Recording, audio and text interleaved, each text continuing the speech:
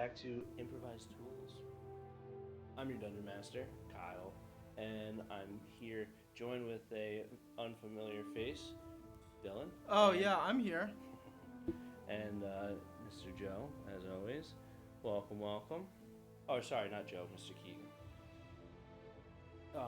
Yeah, sorry about last week. I had some technical difficulties, so I was unable to host the session, so we had to postpone it to today, but that's fine. How you doing today? I'm doing great. How are you, Joe? Mr. Keegan's doing great. He's even got his little otter with him. He's got his otter. He's got his pet. So adorable. Before we get into the stream, I'd just like to thank our sponsor, W, for sponsoring us. Right there. Yeah, there you go. Boom. Use code Improvised10 at checkout to get 10% off your order. It really helps the stream, so please get some W. It's really good. And if enough people get it, I will make a. You'll make an OnlyFans. I will make an OnlyFans, but I'll also make a. What's it called? Where they do the.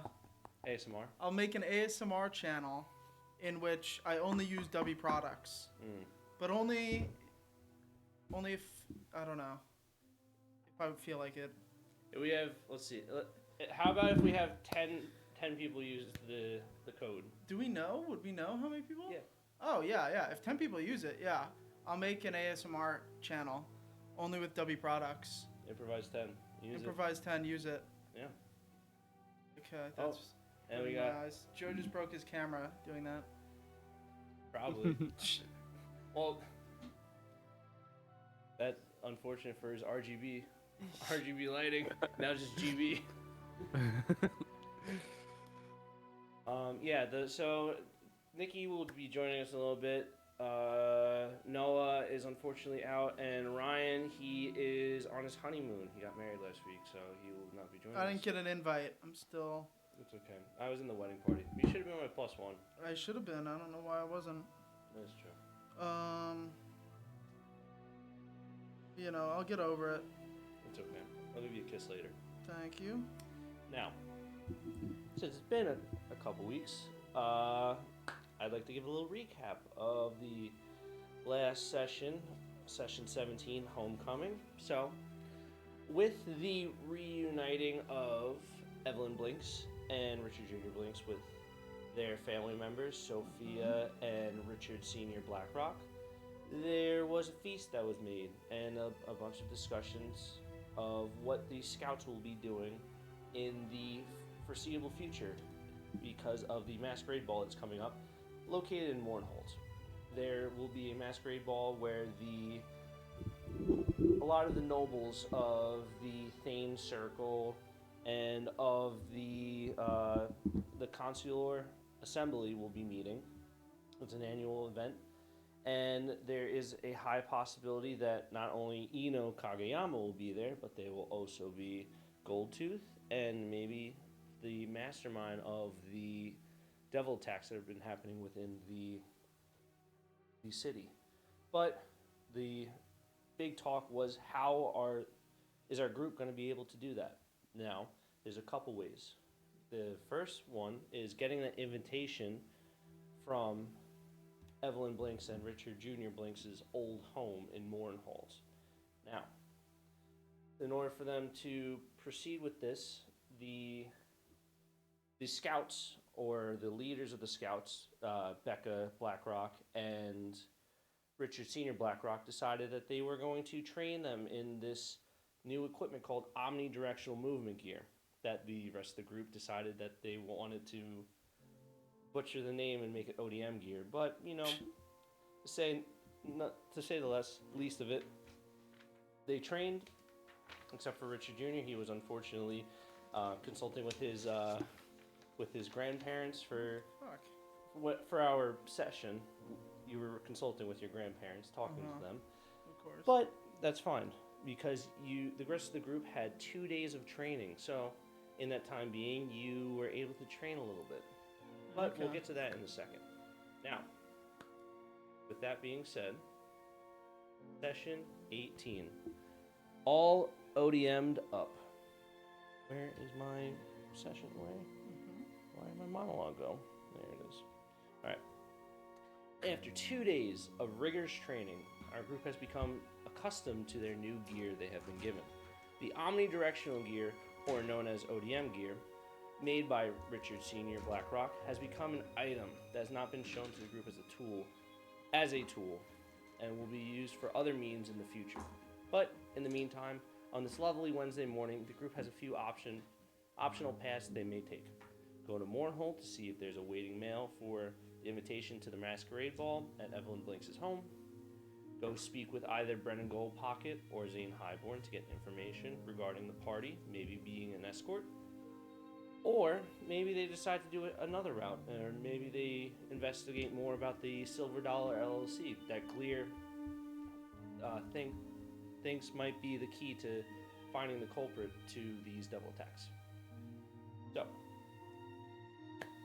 while you were consulting with your grandparents, you also were able to train under the other leaders of the Scouts, which are known as Arthur Eyre and Jaegerbaum. Those are the two other leaders in the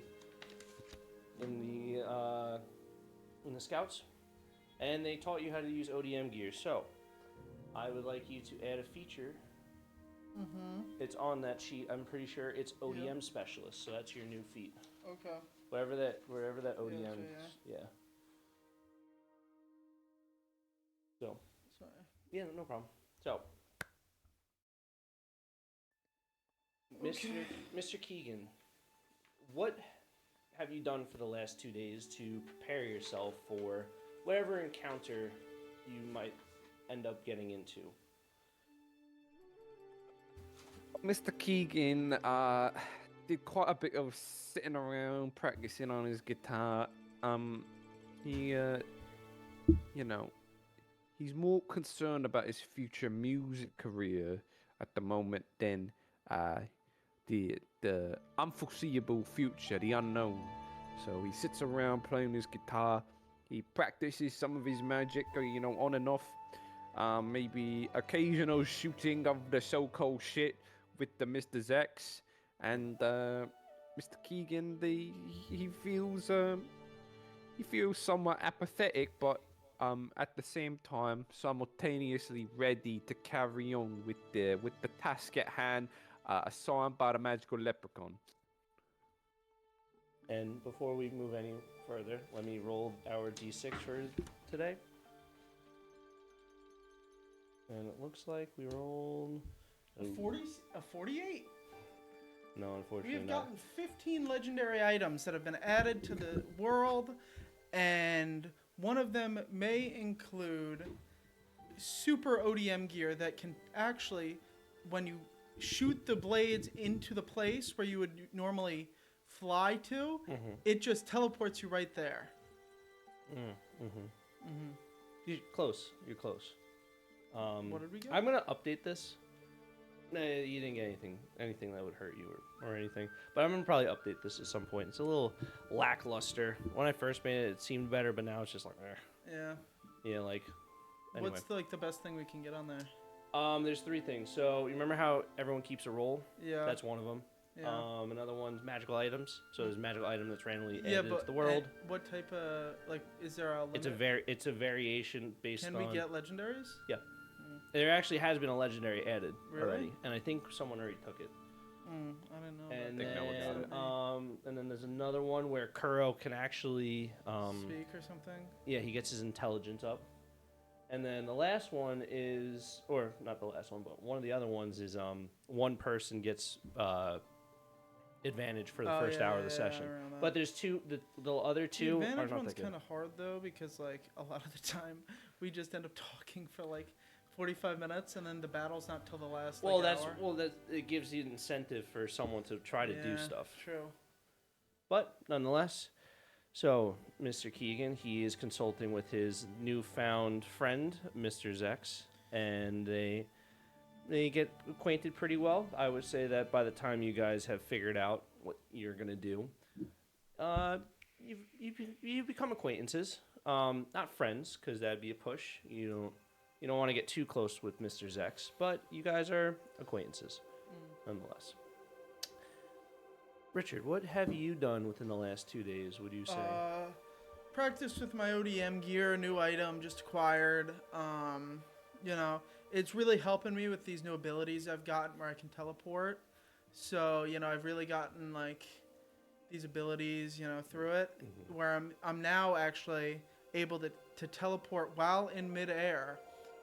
And, you know, teleport items, not just myself, you know. So I've gotten into a real strong ability there. But yeah. That's good.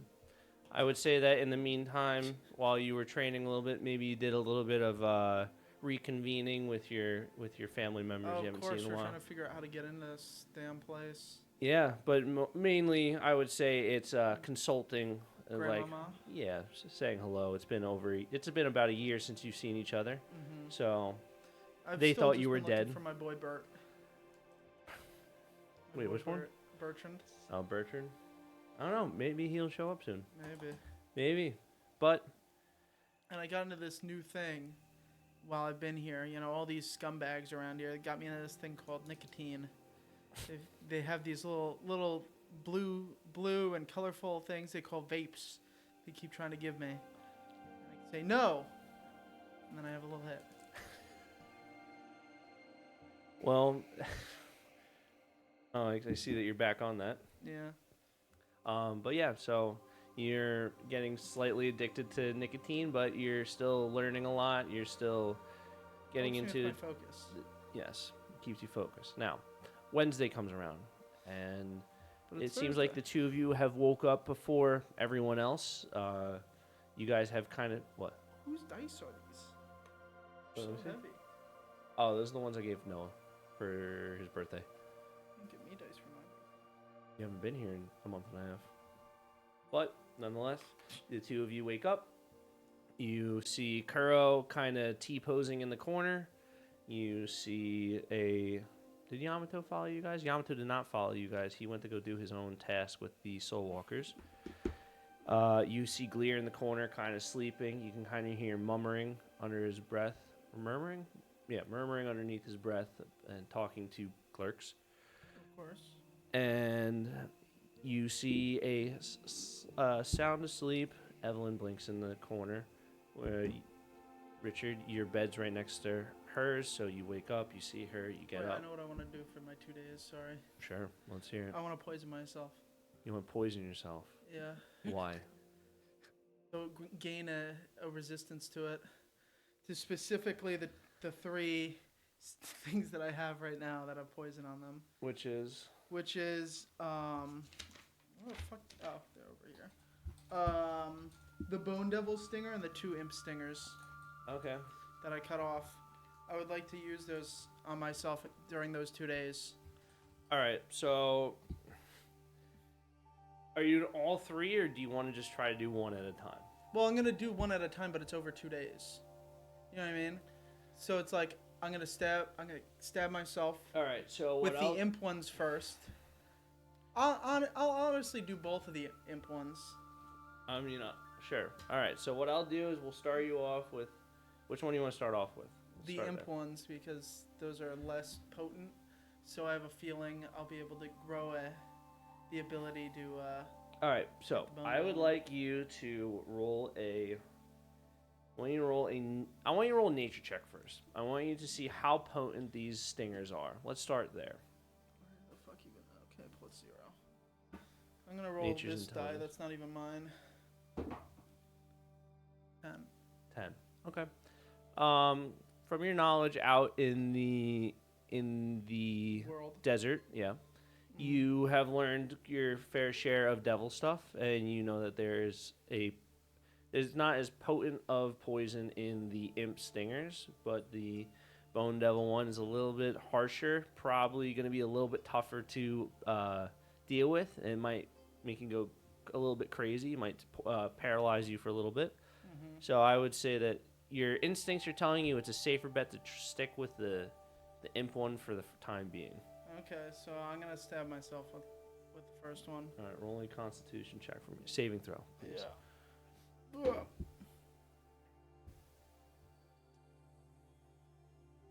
16.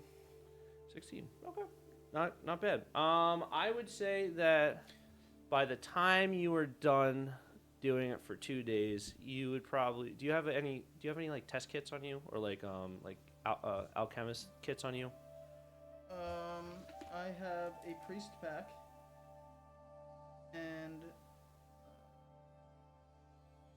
a traveler pack, I think. Okay. So I would just say that you did some research. You were putting it into your body, and what you were able to figure out is that you were able to find out the characteristics of the actual imp poison more than getting an actual resistance. So I would say that you would gain advantage on poison checks for Okay. imp stingers. So I would add that little feature. Yes. Okay. Okay. I know it's a lot, but it's very specific.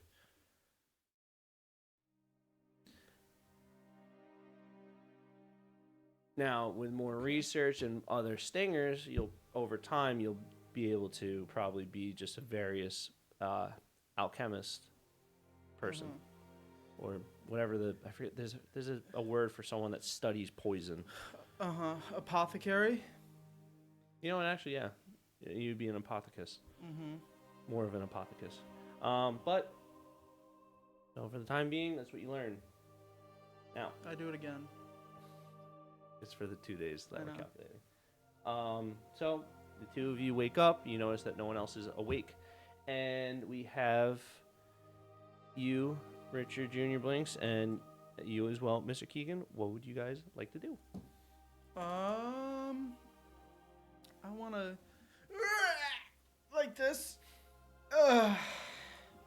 And then I want to. So who else is in the room with me? Just my mom? No, it's the rest of the party, Oh, everyone's excluding Yamato. Yamato, he hasn't been with you guys Yamato for the last. Yeah, he hasn't been with you for the last day. He's been doing Soul Walker stuff. Or sorry, the last 3 days. But he hasn't. He's been doing Soul Walker stuff. in there? Okay, Soul Walker stuff. Cool. Yes. I am going to get up. Okay. I'm gonna go outside. Are we underground? I feel like Yes, we're you are Yeah, underground. we're underground. Yes. So when you wake up, you're not sure really what time of day it is. You would assume that it's more towards the morning because of just your sleep schedule. There's no one holding you hostage, so they're not going to be like, oh, you can't sleep yet. Yeah. But fair bet it's around that time. Okay. I'm gonna go out and see. Do I see anybody? Like, is there anyone like standing around? You kind of just see some of the guards walking by. You see Mr. Keegan. You guys all are in like a big tent, like a Okay. personal tent. You Yeah. did see Mr. Keegan wake up. I go, Mr. Kegels. How is your day going? How's my day going? Well, my day's just started, and I have a little bit of a headache from sleeping in the tent. But otherwise, yeah, it's pretty fucking boring. It's underground, mate. Yeah, that's what I was thinking. I was gonna see if I could rile some people up. You know what I mean? Like, maybe work on my swordsmanship, as they call it. You know what I mean? It's the on these young bloods. As a young blood. Which who do you plan on practicing on? Just out of pure curiosity. I don't know. Have you ever seen the movie Bloodsport? No. It's a beautiful picture. It's those movies where it's like the people on the stage. You know what I mean? Yeah, I do know. I've just never seen it, and it sounds like something that's not quite up my alley.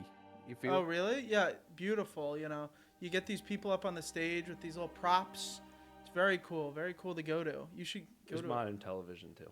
Oh, there is modern television. I was making a Well, joke there's that both. we There's that both. we called plays, movies and TV shows. No, there's TVs. There's cell phones. Okay. Joe has a cell phone. Yeah, beautiful film. I was actually watching it on my Netflix account last night. All right, in don't the push tent it. with my AirPods in. Oh, Yeah, I'm gonna keep going. No, but just vibing really. I'm not really sure. I'm just gonna see who's speaking to me. Maybe someone a little bigger than me. You know what I mean? I'm trying to. There's this. I keep having this thought in my head that I can get more powerful. With this thing called milestone. Like if I hit a milestone in my life, maybe I'll get to level. Like I call it leveling up, but it's more like I'm solo leveling, like by myself. And so that's just what I've been doing, living it up. So you're looking for a big guy now, is that right? You're looking for a big one to fight. Oh yeah, if he beats my ass, even better. Now, listen, I'm gonna put you on, all right? There's this fucking guy. There's this guy. Do you want me to call it? Sorry, continue. This guy. There's this guy. His name is Zalborn Sun. Okay. Zalborn Sun. Zabon Sun. Yeah, Zalborn Sun. He's a big fucker. He's really large and he's very skilled in combat. I think he would make a great opponent for you if you were to fight him. Okay. Show me this Zabon Sun guy and I'll test my luck. I don't know where he is right now. He's somewhere in the vicinity. He's with the scouts, but I don't know where he is. He's a big Goliath, and he offers candy. He's holding candy. If you see a big Goliath offering candy to children, that's him. That's Mr. Sun. Okay. Got Do it. you not believe him, or? No, I'll believe him. 'Cause I don't even think you've actually ever met Zalbon. No, I got no idea who that is. You know what's actually funny? You never have. Yeah, I got no idea who that is. I believe you, Mr. Kegel. Yeah, I'm really looking, to work on my abilities for future battles. He always getting stronger. Got to protect the family. I've already lost 2 of them. It's time to, start surviving, as they say. Yeah. I would say I agree, but I lost my entire family, and they're not coming back. So I got no one to protect other than me. It's me, and it's the guitar. That's it. That's all I have. If I get strong enough, I have a feeling I've met people stronger than myself, doing similar things as myself, and I could maybe bring your family back one day. Who knows? They're not coming back. Met this guy named Guts once. He was able to take people back, bring people back to life. Oh, really? He was that powerful. He could bring people back to life. Oh yeah. I'm trying to remember if Guts is canon. I Yeah. don't think he is. Well, now he is. Yes. Even if it's not, we never see him. But yeah, I've seen people, in the same art as myself that are just, hopefully one day I can get to that point, get to that level. Not there yet though. Yes. And as you guys are having this conversation, you hear the shuffling of the tent kind of open up, and Richard goes, you heard about a Guts before? Who are you? It's your grandfather, Richard Senior. Ah, Yep. Richard Senior. Yes. Big I senior. go- Look at what Yes, your grandfather, Richard Senior. I go, Big dick. Yeah.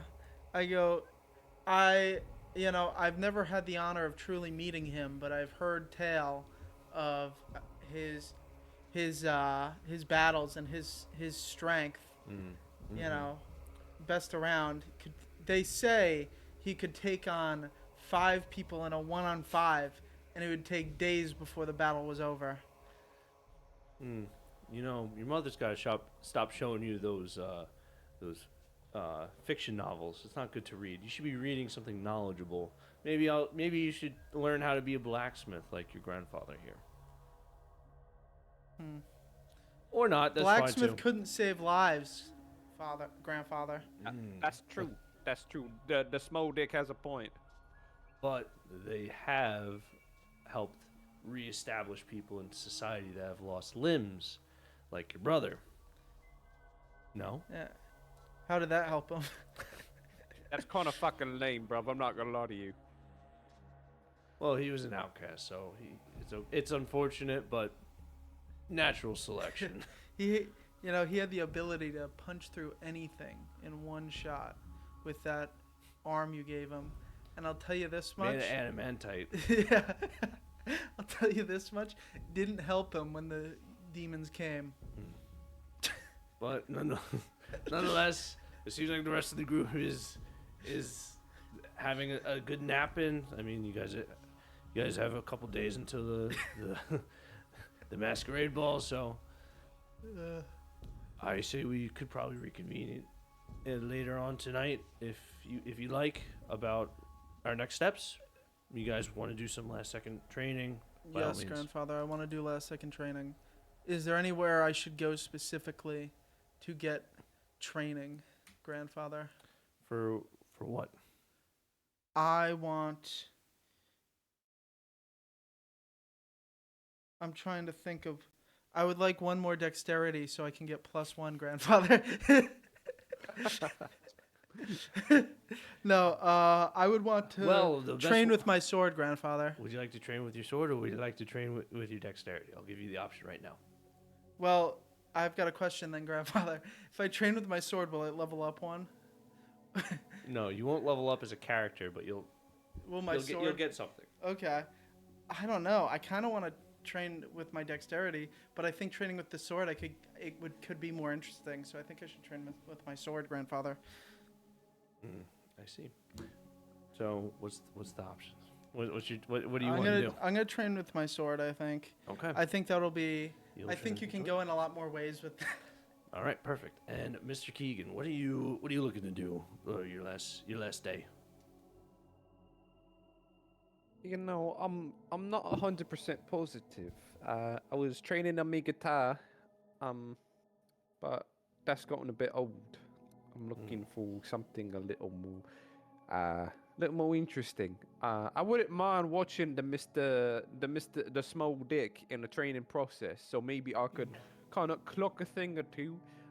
You know, because me with the sword, if you hand me a sword, there's a very high possibility that I'm going to cut my fingers off. So, you know, I'm just gonna, watch a little bit, maybe take some notes, jot some stuff down, pen and quill style. Savvy? Very interesting. So, I'll give you an option. I'll give you two options. I could either give you an item, or you could help me upgrade your weapon or your guitar. Upgrade my guitar. What? Explain what you mean by that. Well, I see that there's a soul stone implanted in the base, and I know that a quick upgrade for an item like this would just be a bigger soul stone.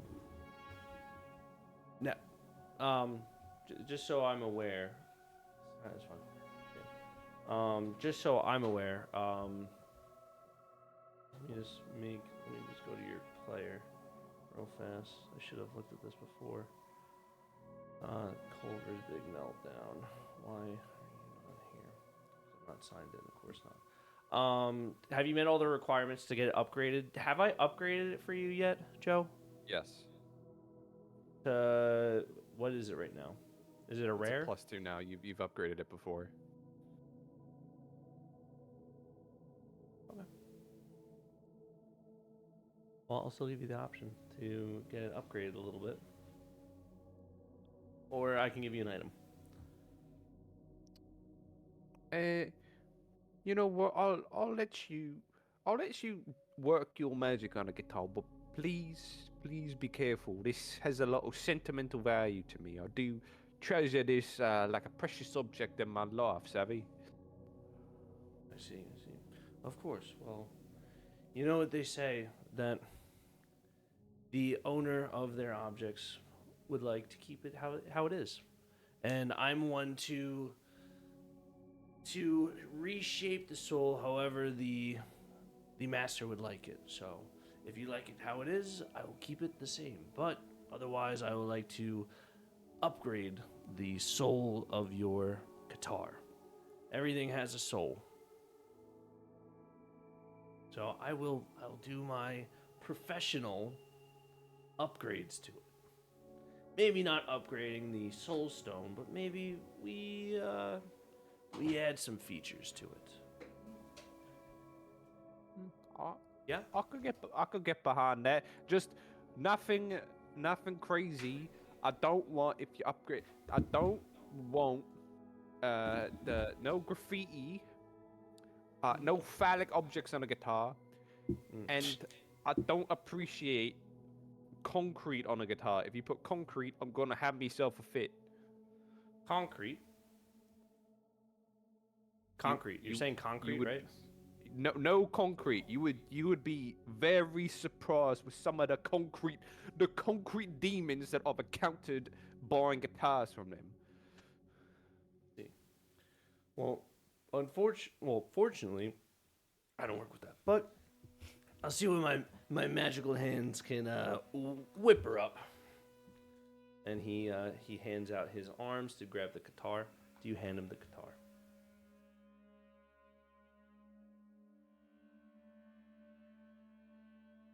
No? He's just nodding his head. Oh, sorry, I'm looking away. That's why. Yes. I'm in agreement of this plan. Well, very good. So he takes the guitar, and he goes, if you'd like to join me, I will be over at my workshop. Richard. So you Grandfather. you were looking to tweak your sword skills, yes? Yes. Well, that's good, because we have someone that would be more than happy to train you. A good friend of ours. And I think that the two of you will get along pretty well. And he points over, and you see. Yeah, no, we're gonna do this guy, Arthur Eyre. He's a black male with black dreads hanging down. He's wearing like a silver armor plate with like blue accents, and he's like standing on the side. What looks like almost like a practicing ring with like a couple dummies, and there's like the arrow thing, like the like people to shoot arrows, like target practice, like in this like little like 30-foot area kind of to the side, and you just see him just like arms on the sides of, or like crossed but on top of the sword that's implanted into the ground, and it's just a normal silver sword that's flickering a little bit within the little sunlight that's coming through some of the soul stones flickering off, emanating light, and he looks over to you, and he just kind of stares at you. I just stare back. Doing an opposing intimidation check. So let's see who gets scared more. Is this a nat 20 or nat 1? Which one's the nat 20 on this What's thing? next to it? A dot? No, what are the Oh, numbers next to 19, it? a 16, and a 13. That's a 1. Is it 2, a 5, and an 8, a 20? It's a 2, a 14, yeah. Oh, yeah. It's a Okay, nat 1. so I got a nat 1. Okay, so going into this, you're going to be a little intimidated. There's an aura around him of not noble, but prideful. Okay. And it kind of overcompensates for your confidence that you've built up over the years of training with Bertrand and John Pork and the boys. The boys. So you walk towards him, and I would like you to roll. I'm not using this fucking dice again. I would like you to roll in a strength, like an attack. Okay. Do an attack.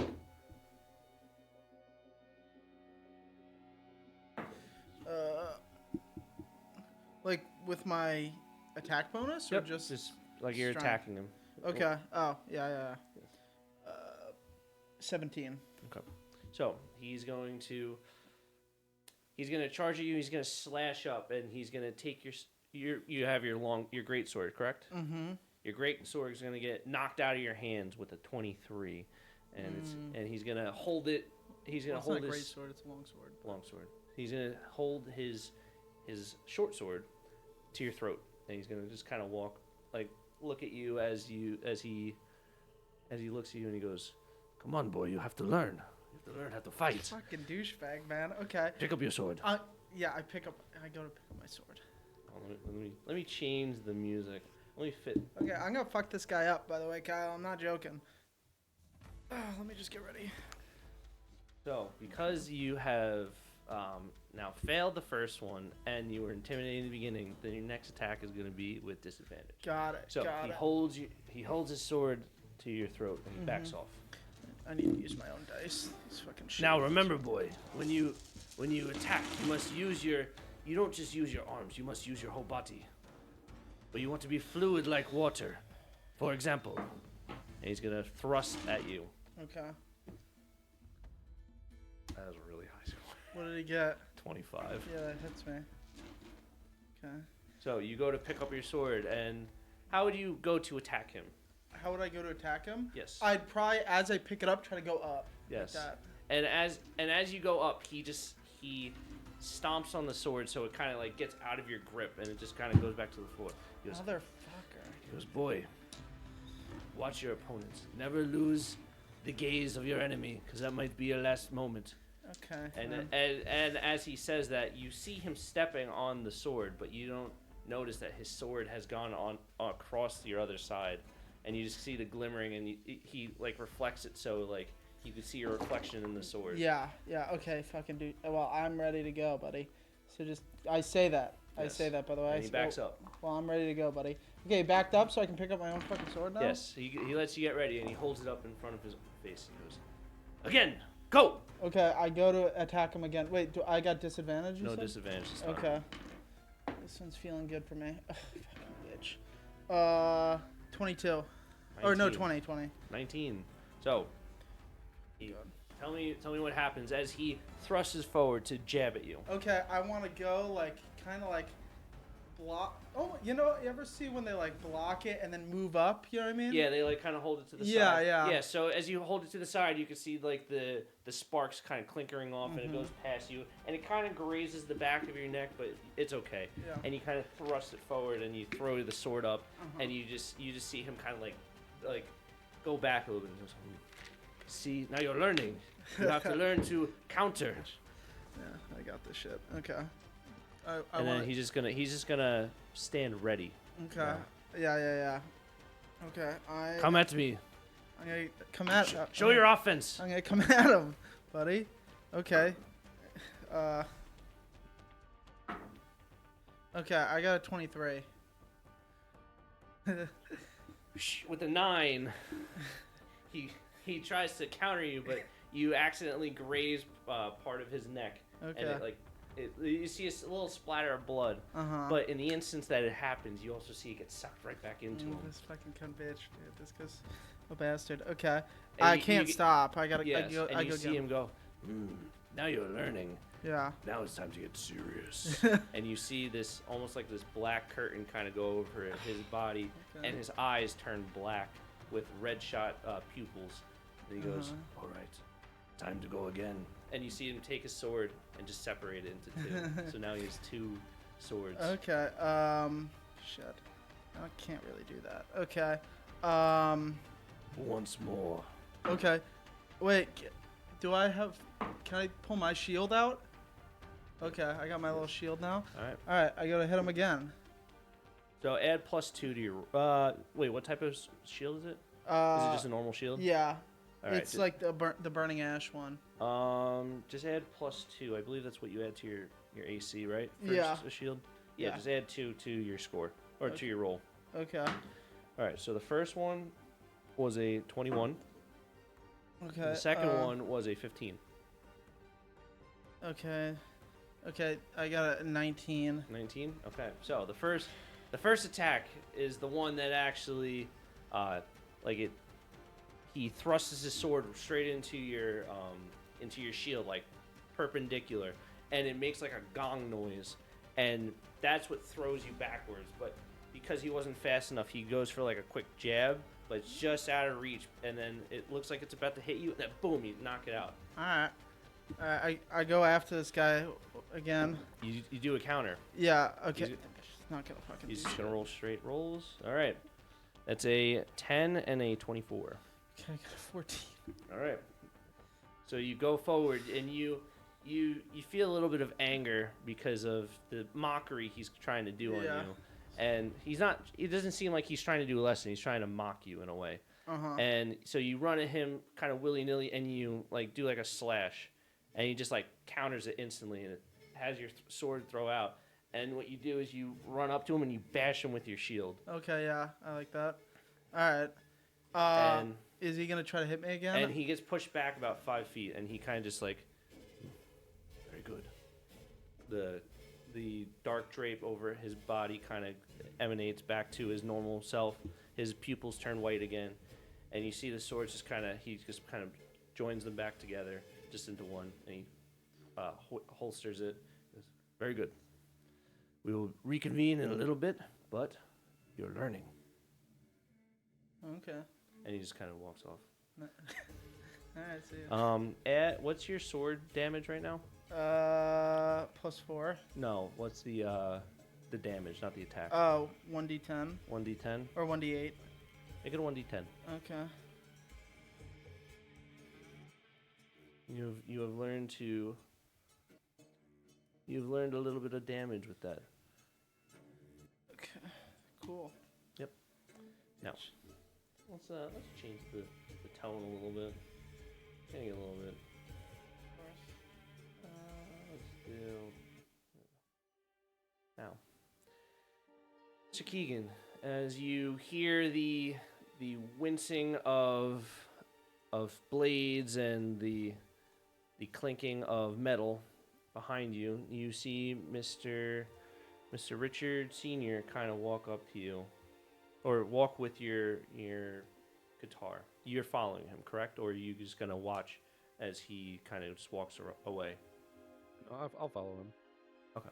So you follow him to his workshop, and it's more of an open room where like, you know how like in, this is a stupid example, but you know how in Minecraft how there's like a back room and then like all the blacksmithing areas outside?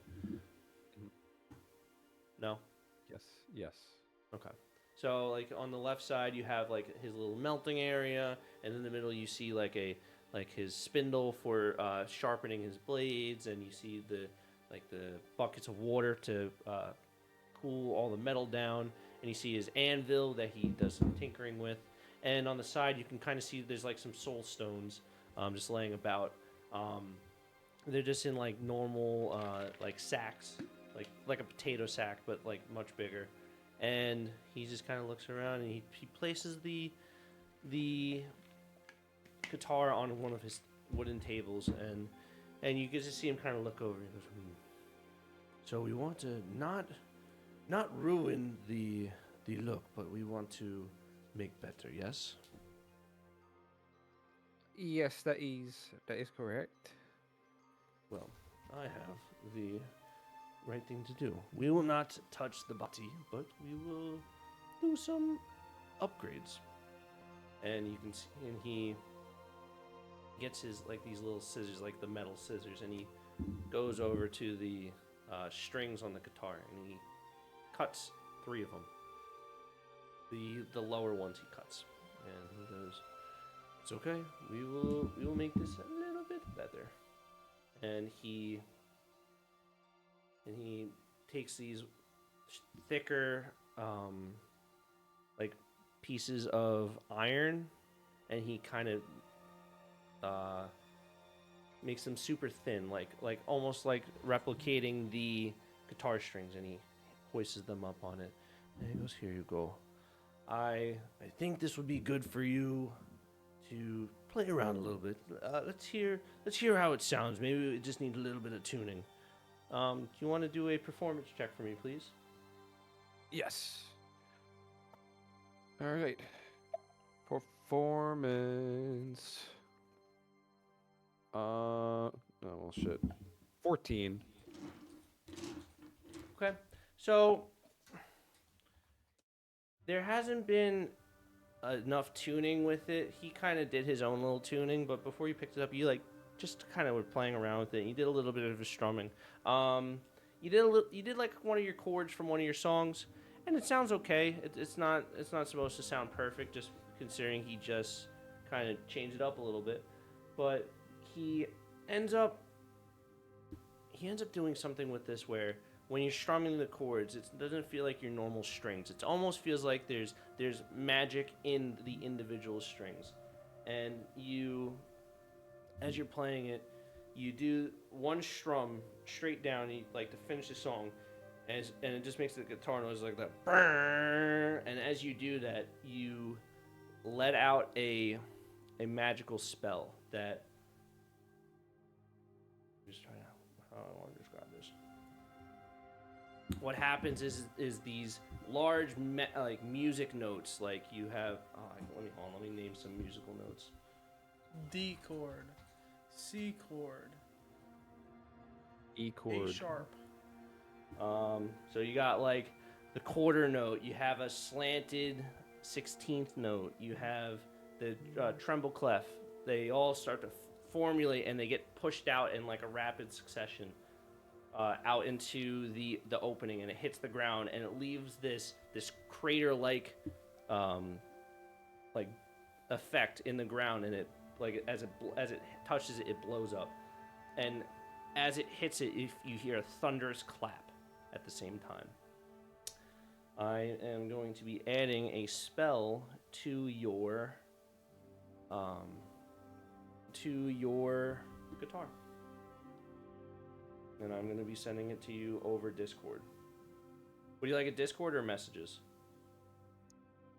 Discord's fine. Okay. I'll send you an official one later, but this is just what I was able to cook up really fast.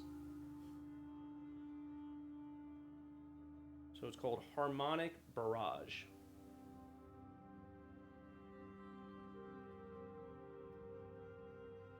And I'm going to say, for the time being, you can only use it once per day. So as you strum it, he goes, "Oh, wow, I didn't think I was going to be able to do it that fast. But here's my little bit of touch to a beautiful instrument. I hope that you enjoy it." Well, it'll definitely take some getting used to, but I do appreciate the expert craftsmanship you put into this. It was quite the joy watching you work, Mr. Big Dick. Yes. So the scene that you would have saw is he clips the wires, and he kind of goes over to his smithing table, and he kind of like he takes these iron bars and he's able to thin it out within a mere moments of coming over there. You see him not melt it. You see him heat up this metal and lay it out flat, and he cuts into the 3 strings that have been now put onto your guitar. And now you have this extra addition to your guitar. And as he does that, he goes, "Do you mind doing something for me? I know it's a lot to ask, but would you be able to watch out for my family, considering that they seem to have a lot of appreciation and respect for you, and it looks like that they will be with you for the time being." What you mean? Watch out for the family? What you mean by that? Well, you see, I'm getting older, and it seems as though my lovely daughter is not the fondest of me at the moment. But it also looks like that she's going to be with you for a while, as the two of you kind of figure out this whole mess with the devil. So I was just making sure that she has someone to look out for them if something were to happen to me. I mean, it is a bit of a tall ask. I'm not gonna lie to you. Especially with the little dick. He's his own little rambunctious, own worst enemy, own kind of disaster class in his own right. You feel? Yeah, I understand. Listen, he's 17. Look at him over there, and you can see Richard kind of training with Arthur Air, and their movements have gotten a little bit faster, and you can tell that the potency of Richard's attacks or his thrusts and slashes are a lot stronger than they were when you first met one another. And he goes, "Listen, he's great, but he is his own. He is his own person.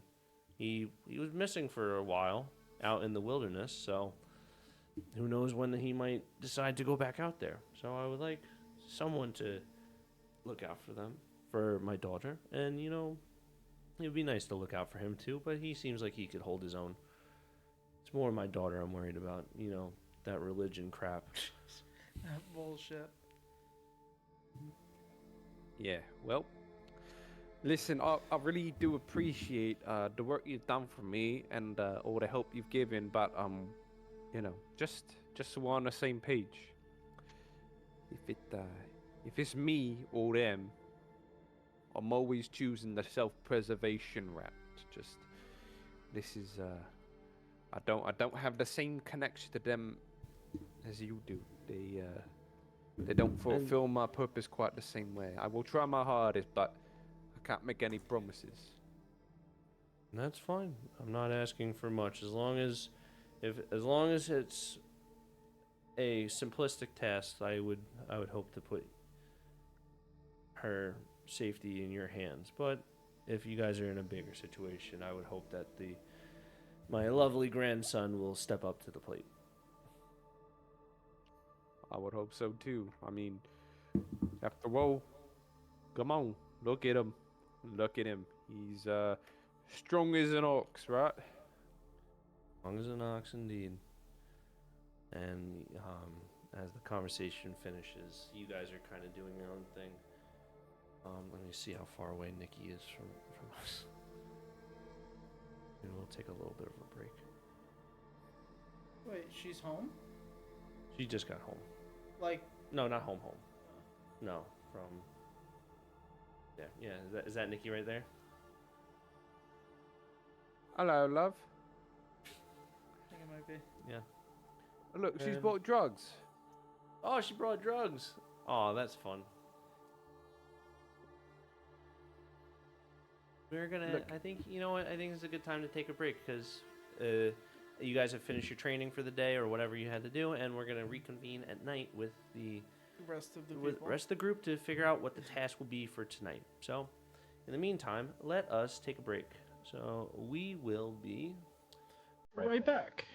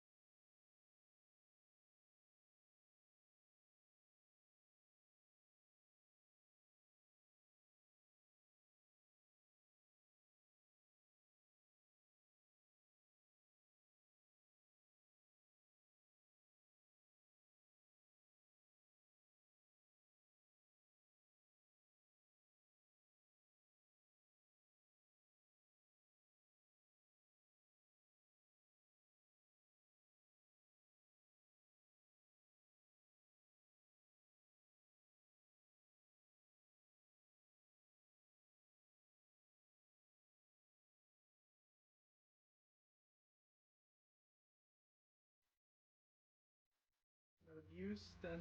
Yes. Welcome back to the episode. We have found a bum ass Nikki.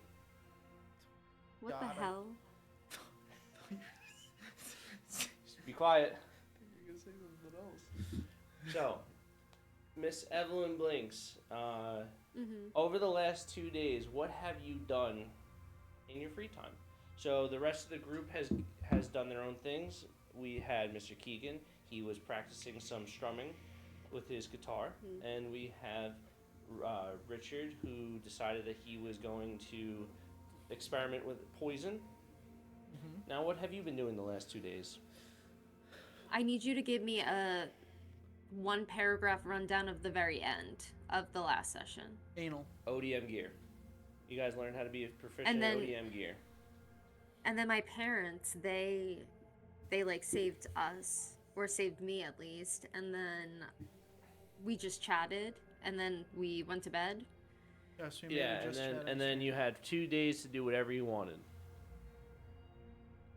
Well, I guess that I would like have conversations with my parents. So I would say that within your conversation, it was a lot of catching up, a lot of your father apologizing, and your mother consulting you, basically saying we didn't mean to hide things from you, but please understand that we are looking out for your best interest and not to hate them. Okay, I won't hate them, but I'm not letting this go. Yes. They just don't know that. I'm gonna pretend that I'm really like okay with it. I'm gonna be like, yeah, no. All right, do get a deception check then, with advantage. Shoot. It's okay. It's okay, I already rolled an out one. Yeah. I don't. Oh, there's a hair tie. All right, so we got. Okay. You said persuasion. No, and then deception. Deception. With advantage. Oh, deception, and then +5. Correct. Yeah. Yep. 23. 23. All right. That's okay. Very good. Now, besides convincing your family of your treacheries and lying to them, what else would you It's like not to lying. It's protecting my peace. Can I upgrade my devotee's sensor? How?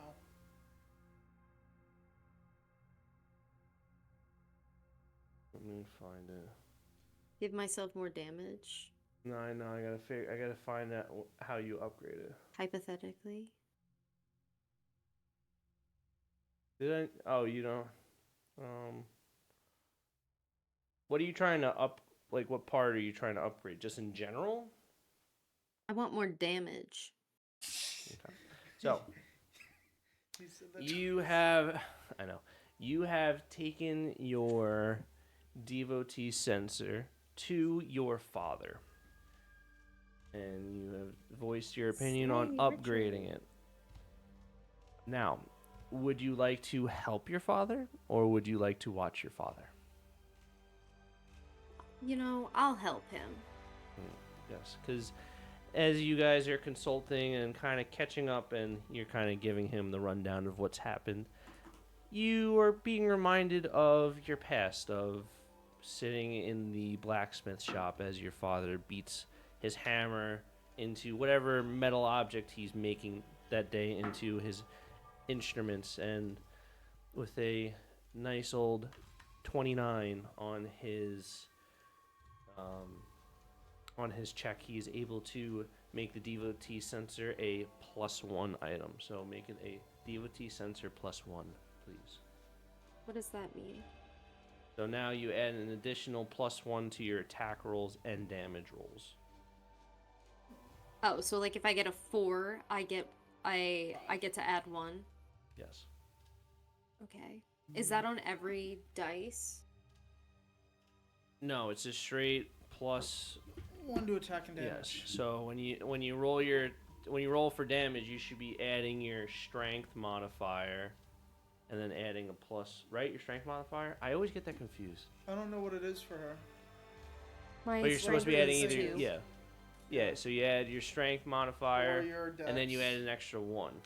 Yeah. What? or It, your Oh, dex, okay. whatever it Oh, is. so it's to Nuts it's or- And then I can do that also on the damage roll. Okay. Yes. Now I understand. Yes. So, get that.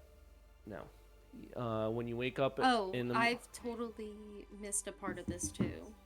Sorry. What part? I realized that You can at the heal? start of each of your turns, yeah, you and any creatures in the incense gain 1d4. Yeah, that's why it's very helpful to at least remember, if not reread some of your stuff. Wait, no matter what? No, so as a bonus action, she could do this incense like sphere, 10-foot radius, and for a minute, if players start inside of the sphere, yeah, at the start of your turn, if you start in that sphere, you gain 1d4 health. Damn, I suck. Yeah, you do. Yes. Now, when you wake up, you notice that Teddy is in the corner T-posing with Gleer in one of the other corners. He's kind of murmuring in his sleep to Glurks about how he wants to kill everyone in the party, but it doesn't faze you.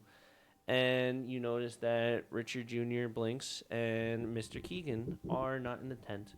And outside of your tent, you can hear clinking of metal from different areas. You can kind of hear people walking around, talking, murmuring. But nonetheless, you're in your tent. What would you like to do for the day? Well, the first thing I want to do is say just like a tiny little prayer under my breath for Gleer, because he does concern me, but not in a way that I can't handle, but in a way where I want him to heal mentally. Not a problem. So you do a religion check for me, please. Okay. Let's hope this is okay. Oh, it's not really that great. I got a 12. All right, 12. Now, with a 12, you kind of whisper you whisper a prayer, and you can kind of see that the murmuring kind of goes from like a and it kind of settles down a little bit. So he's kind of in the corner, just kind of doing his thing. Okay.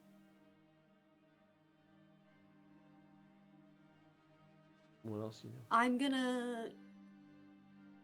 I feel like I need some food. Eat up, girl. All right. So what else are you gonna do in the day besides these remedial tasks? Like, what's your big thing you're gonna do until tonight? Until tonight? Is there anything I you would guess, like to do? Yeah, you know what? I'm gonna go to my parents before we leave, and I'm gonna ask them about the plan, about what's going on. Like, in detail, like, where they want me, what they want me to do, like, what's the deal? Okay. So you can see that Mr. Keegan has taken the company of Richard Sr. Blackrock, and as you notice that, you kind of in the back of your mind go that you think that you're gonna. What did you do? You kind of go, maybe my mother will be available, and you walk over to the tent that you originally found her in, and she's kind of planning out with Jaegerbaum the plans of what's going to be happening for tonight. That's going to be happening, and she sees you walking. She goes, "Oh, hello, daughter. How's it going? You sleep well?" It's like probably about mid-afternoon at this point. You slept in a little bit. Yes, I did sleep well, and it sounds great because there's not a mic moving all over the entire room, You can hear that? Yeah. I actually Oh didn't my think god, about it that. sounded like a wind. It sounded like a wind tunnel. I don't know what I did. No, the mics are super sensitive, so even if you like touch it, Oh, that's why It I'm was like, like don't touch it. oh. It was It's been a while, it's okay. Well, okay, we got it. We get it. Anyway, Don't make me beat your ass. No one would believe you. Me too's over, darling. Ah, Jesus Christ, Dylan. You're so bad. Focus. I'm trying. Uh, Did you sleep well, Mom, daughter? I want to know. Well, yes, I slept well. How'd you sleep? I slept good. What can I help you with? I want to know what your plan is for me tonight. We will discuss that later when the rest of the group convenes together. Well, I want to know the in detail stuff.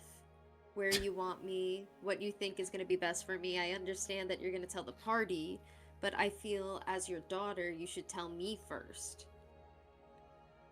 I mean, there's not much more information than just if you guys are going to Mournholt to get the envelope, you're gonna get the envelope.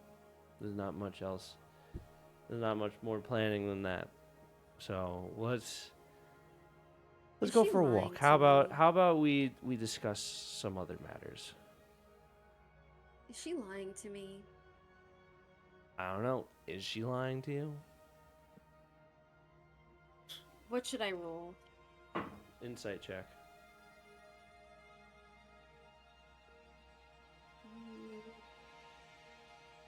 15? 15? Okay.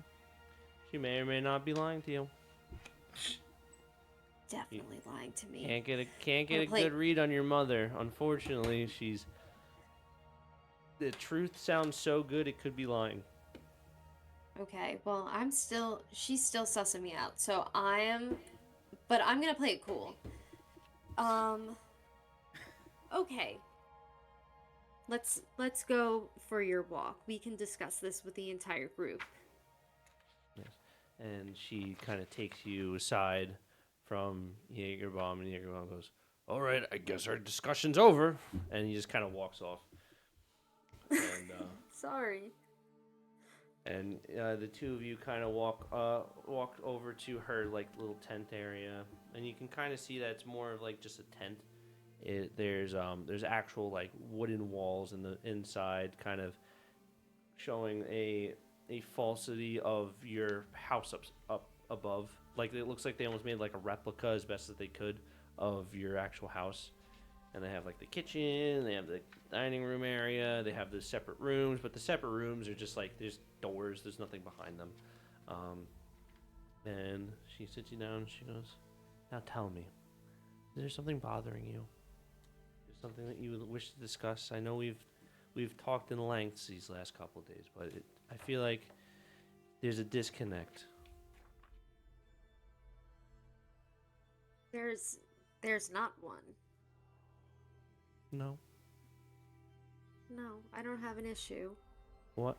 Why does it feel like your grasp with Helm is fleeting? My grasp with Helm is fleeting. Mother, Yes. this is an inappropriate conversation. Why would you say this to me? I worship Helm through all of my actions, so I'm not understanding. It just your faith in your God feels a little bit like it's fleeting. I mean, you don't trust your faith in me anymore. So why would I assume that your faith in God is not doing the same? And you're gonna see her just like kind of like sussing you out, like trying to find the hole where there is none.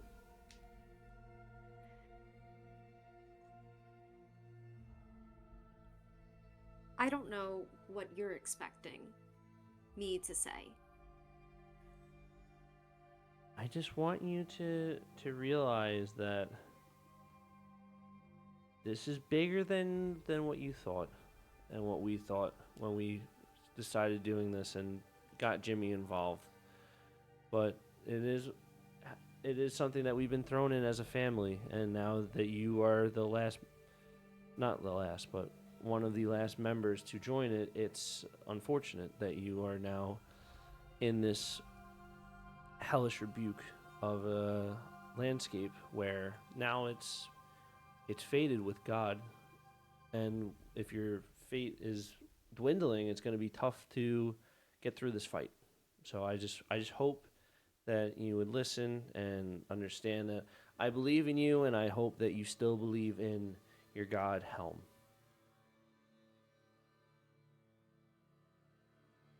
I'm just gonna look at her, literally just.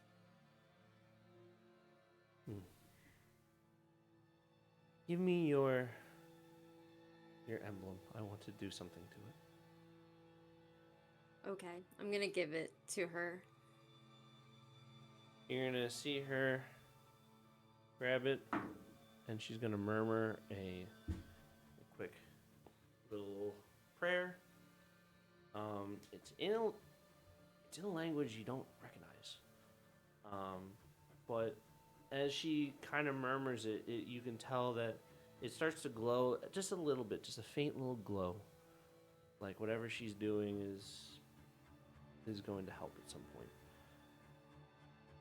And the murmuring stops, and it stops glowing, and she goes, I just thought I would re-bless this, and maybe it'll protect you and keep you on the right track, just in case you falter at all. I won't be. I appreciate you doing this, but it's kind of insulting that you would assume that my faith in Helm has dwindled when you haven't seen me in a year. You haven't seen how connected I am to them. So to put this out there and to say this to me seems unfair. It's just concerning when I thought you were dead and you embrace your mother the first time in almost a year with very little emotion.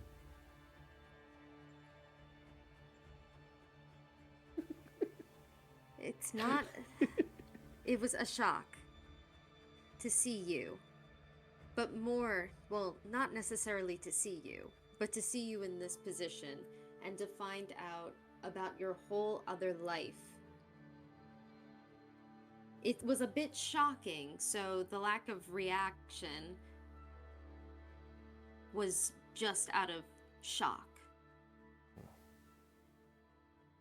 Fair. Well,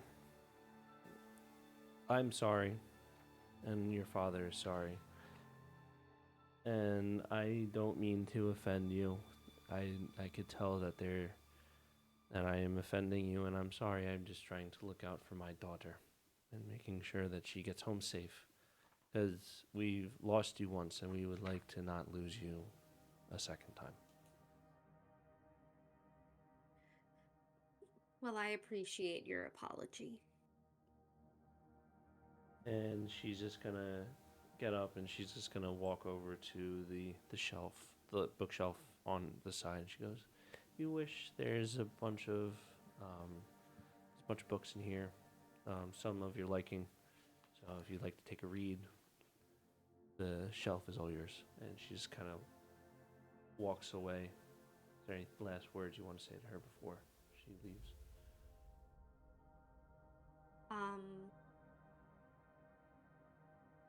Thank you for letting me read the books.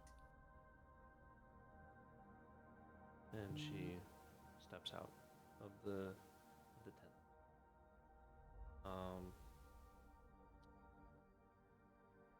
What would you like to? Would you like to read those books? Would you like to do something else? Basically, the day is yours. Okay, until so nighttime.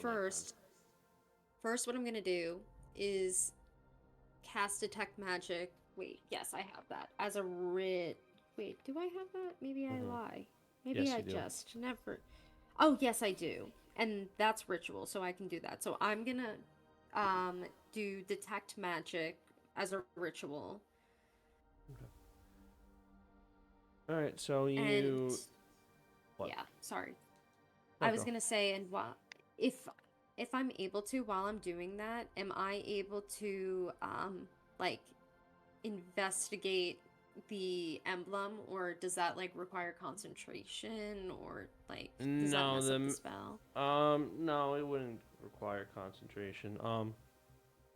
So when you do your magical, when you do the, what was the spell again? I'm sorry, you literally just said it. I'm blanking. Detect magic. Yes, you do detect magic as a ritual, and after some time, you, the spell casts, and you can tell that you're. Dude, are you okay? I'm deaf in my right ear now. Are you good? Did you fall, or did the mic just fall? The mic He fell. just hit it. Okay.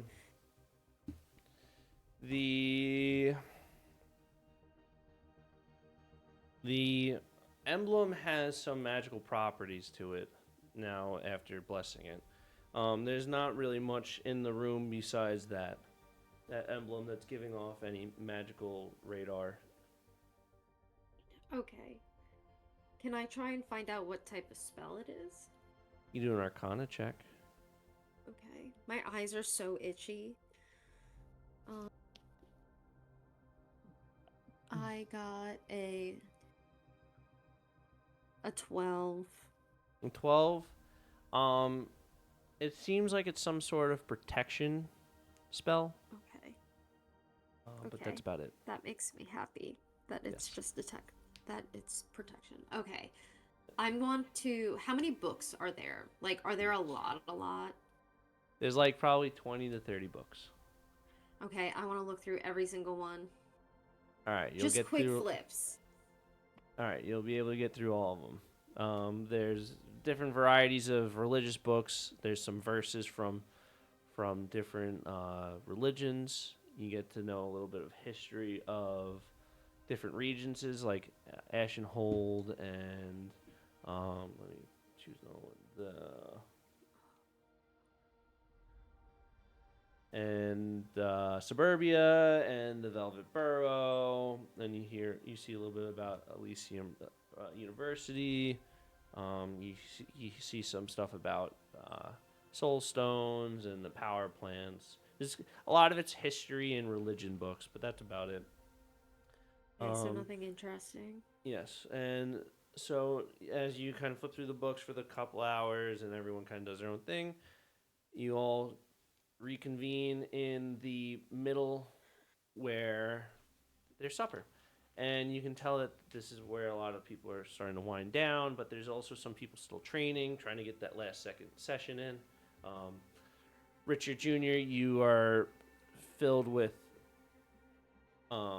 fatigue, sweat dripping down you. At this point, you've taken off any of your armor, and now you're just kind of down to just like your garments.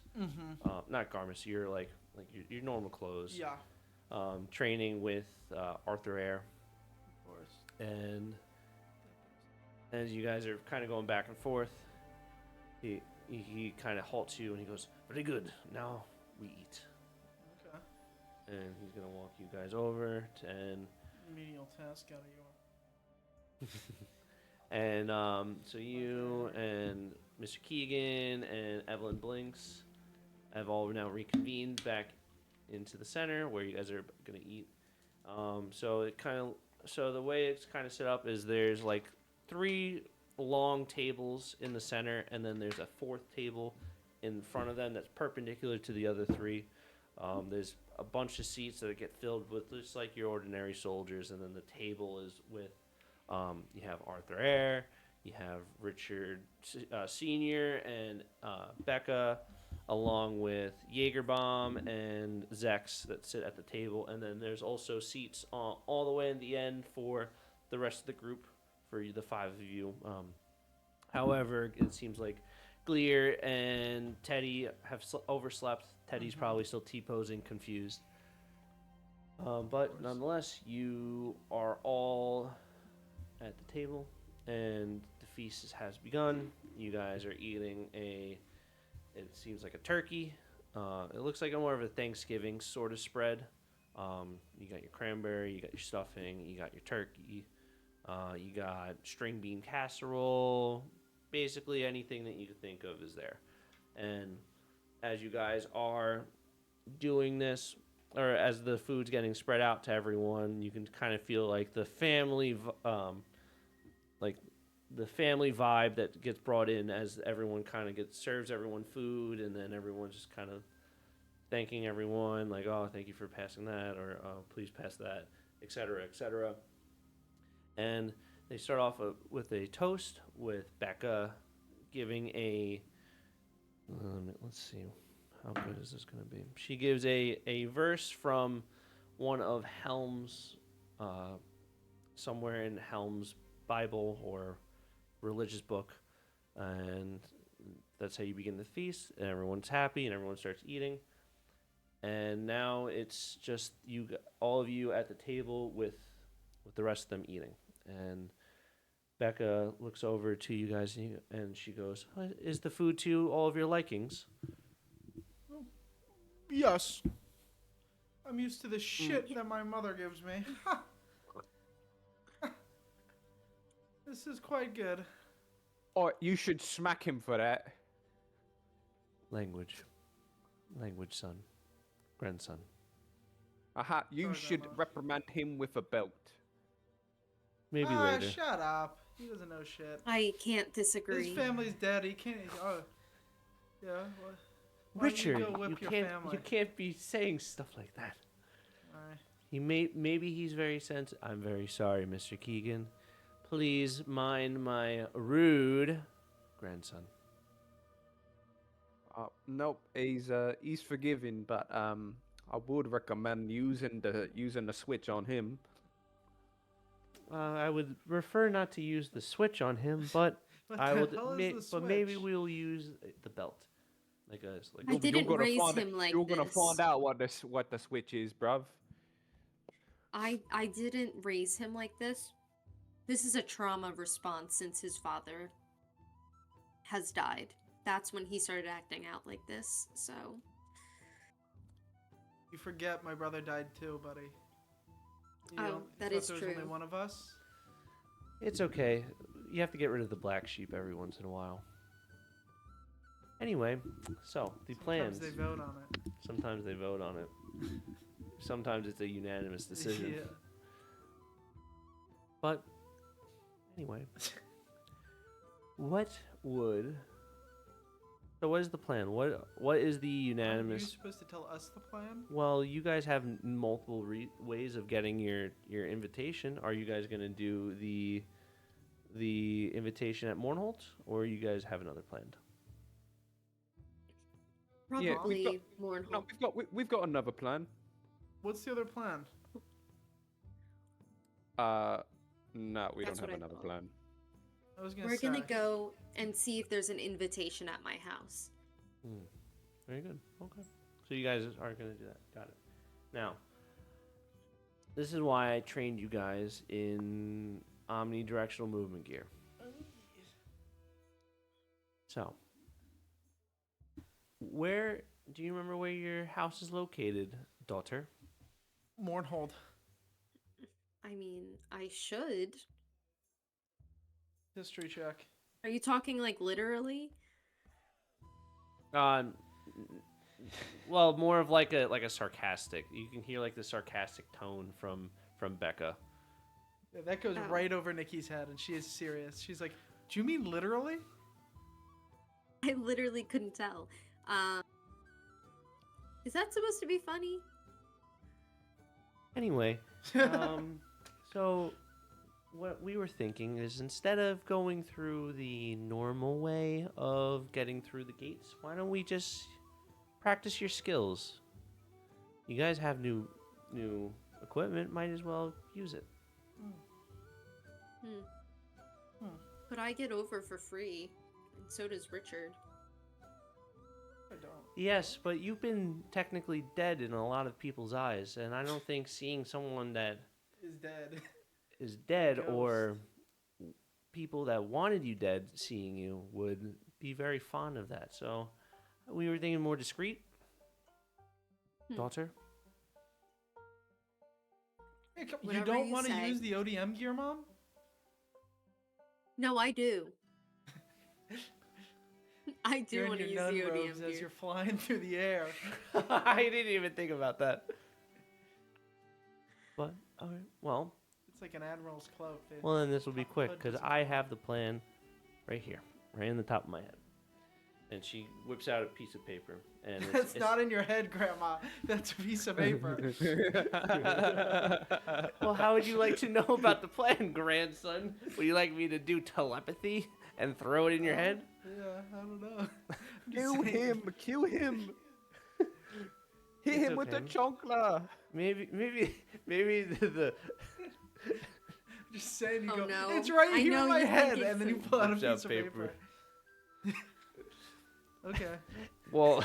The Let me thought came explain to what's her. on the paper. Okay. And nothing. There's nothing on the paper. Okay. It's just a map of Mournholt. Got it. Or it's more of like a blow up of like Mournholt and the industrial district area. And she starts to draw out. You're such a dick. She starts to draw out the path that you guys are gonna take to Evelyn's house, or the Blinks' house. And she goes, from what we are aware, there hasn't been much activity there. It looks like an abandoned mansion. So we'll see if you run into anything. We'll kind of play it by ear, but I think you guys will be fine. But Oh, wait, it's not we think that you guys should be using the omnidirectional movement ODM gear gear, you mean? to get inside, scale the wall, and sneak in that way. We have an opening with some of the guards across the top of the gate or the top of the wall to patrolling the other way at the time. So we're thinking that might be the best course of action. Now, we will give you the gear to get in, obviously, and then all you would have to do is just check the mailbox, check the house, see if there's anything that you might have left behind, and come back with it. And then we'll be all set.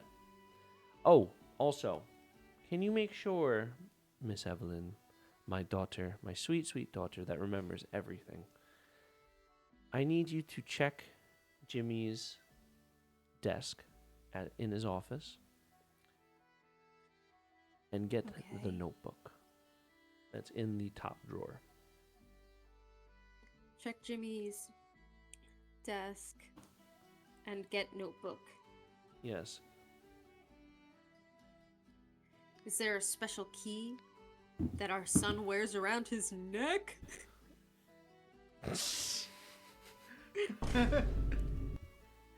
You mean this key? My dad gave to me right before he died? I don't remember when it happened or how I got back, but Yeah. All of a sudden, I was just. He said, don't open the cellar. Till now. There should be a key somewhere, but you'll probably remember it when you get there. somewhere. Over the rainbow? Why is this turning into AOT? There's a lot of AOT references. You kidding me? This is Nikki's bread and butter. She basically wanted it to be Attack on Titan fantasy. It is so funny. Yeah. I should have this. I remember where the key is. He told me always to keep it on me.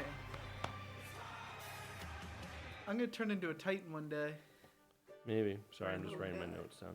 You're writing down the notes that turns into Titan if I get cut.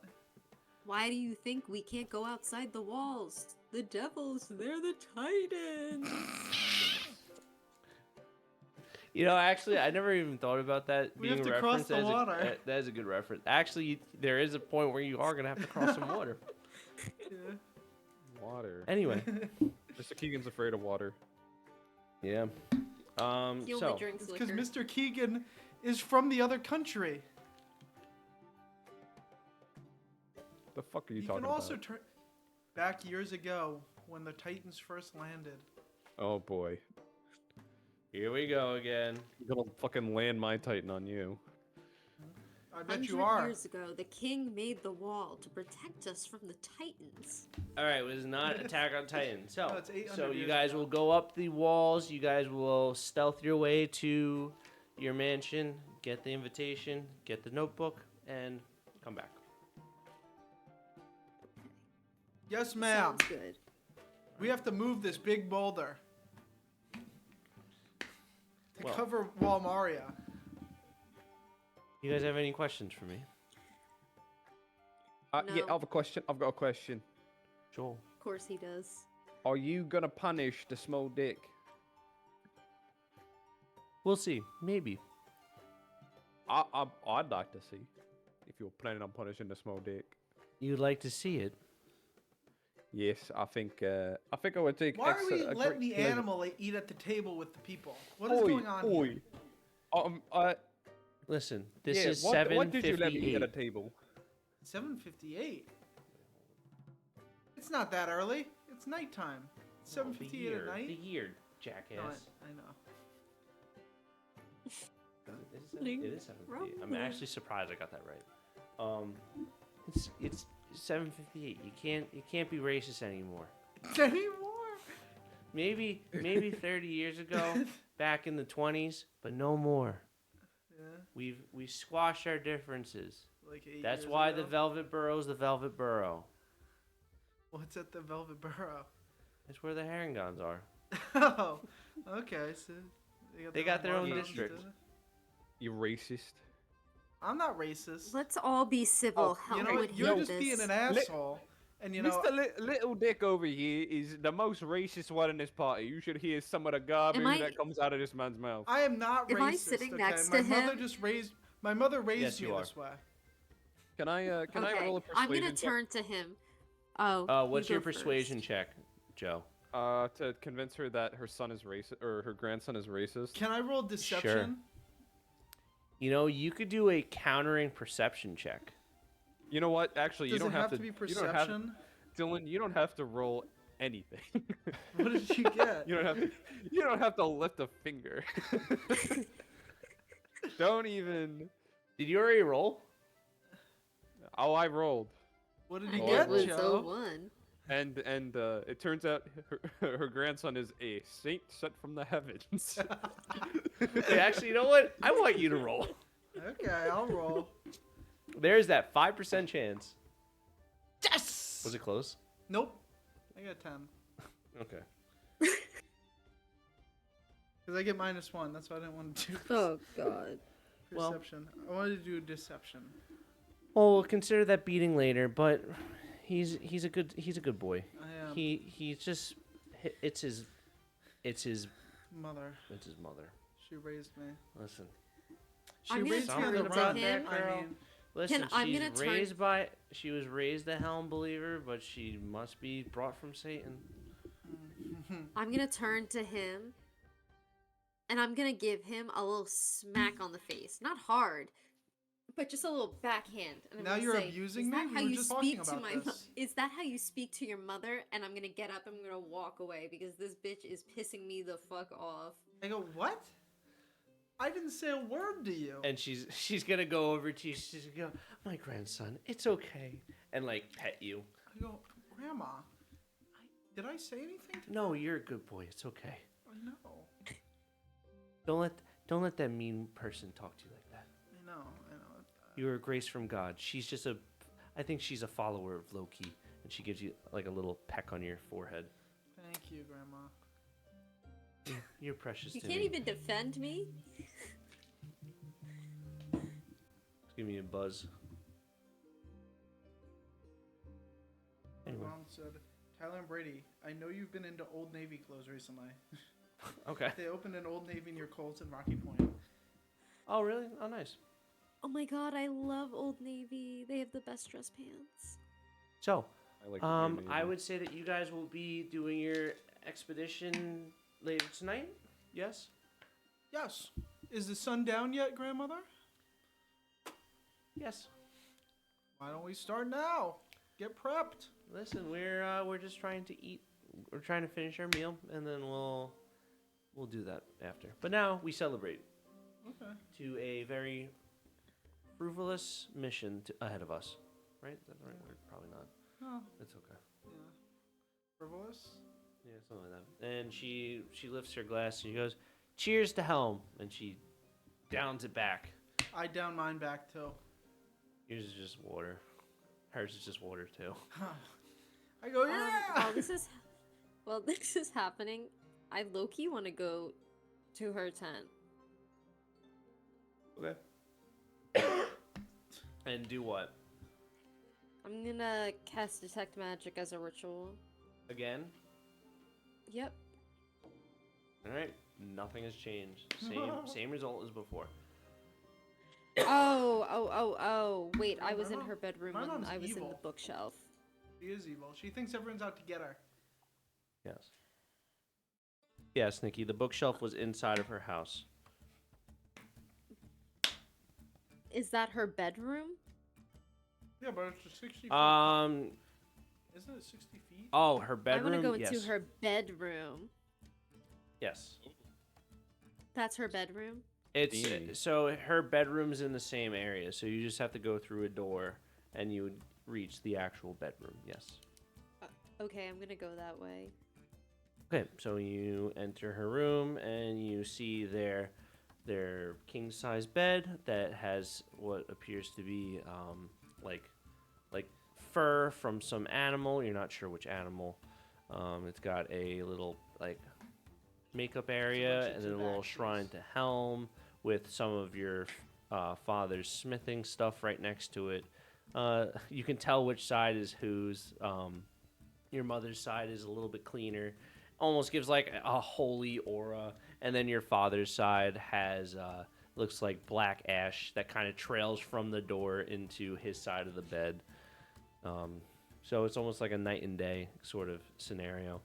And you detect magic, and there is only a couple items. There's on the back wall, you can see that there's like a smithing hammer that's glowing a little bit, and it looks like a cloak is kind of glowing a little bit. But other than that, there's not too many magical like animations in the vicinity that you could detect and see. Is there any papers that are like right over by the door? I don't want to go in. No, there's not. Is it like super clean? Her side is, your father's side is not. Is there like papers scattered around though? Like on his side? What was that? Are there like papers scattered around? What are you looking for?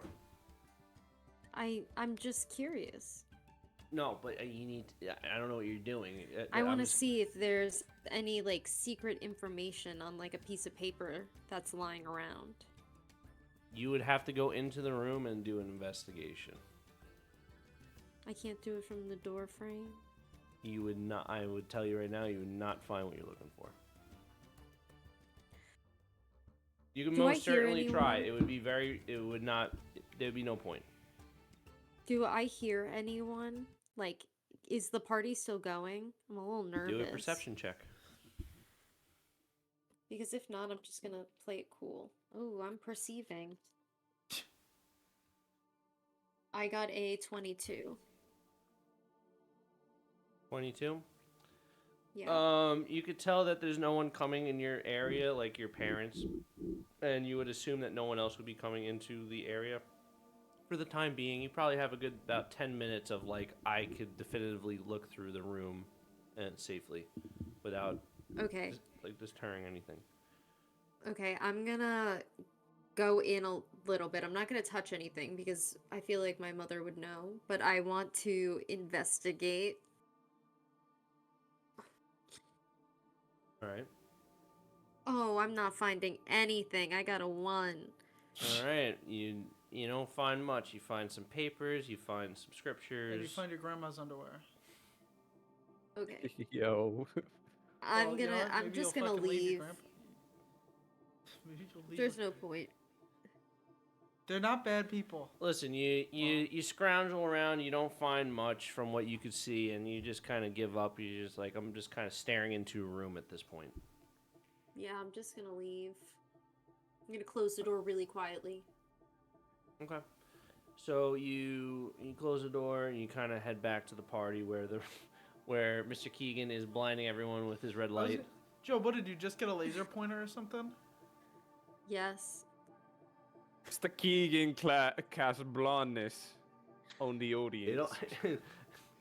It's like a cat. It works. It's like a cat, but the cat's holding the red light. So you guys have now eaten. Would you guys like to do any last second preps before you start your adventure out? I want to make sure. How many canisters of the juice do we have? How on earth did you just get so loud? Did she not just get super loud? No, I moved not really. down. How many canisters of the juice do we have? Of the what?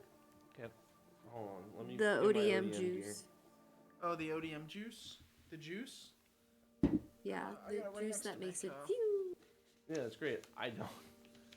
We have. I know it has 2 in there, but do we can we bring more? Because I feel like we're gonna need it. Oh, give me a second. So each canister should have. You have 2 canisters with 3 bursts of air. You can only bring 2 canisters. You cannot bring backup.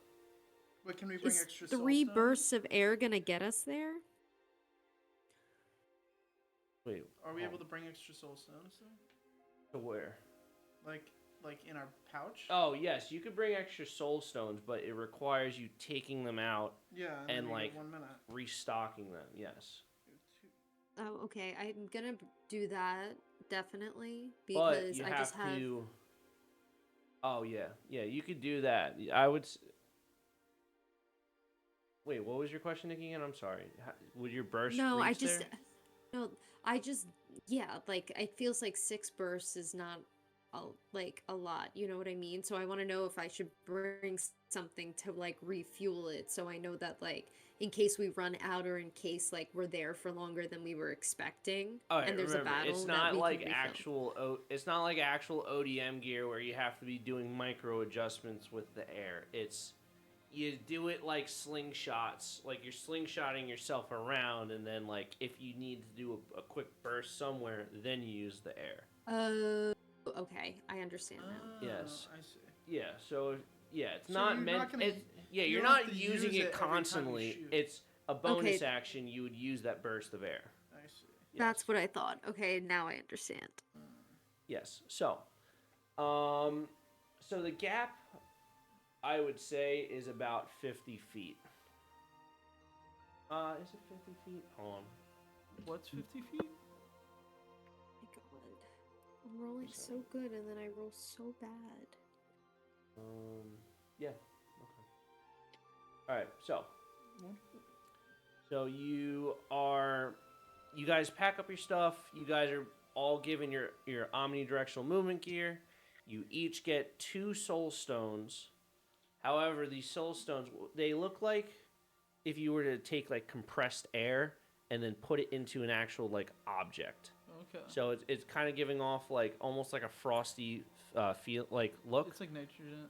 Yes, a little bit, but it's not cold to the touch. It's just Okay. normal. It's normal. It's It's normal just- rock. It's like a normal rock that you hold in Yeah, your hand. yeah, It's yeah. light, and Richard goes, just do not throw that at anything. It will explode. Yeah, I was gonna ask.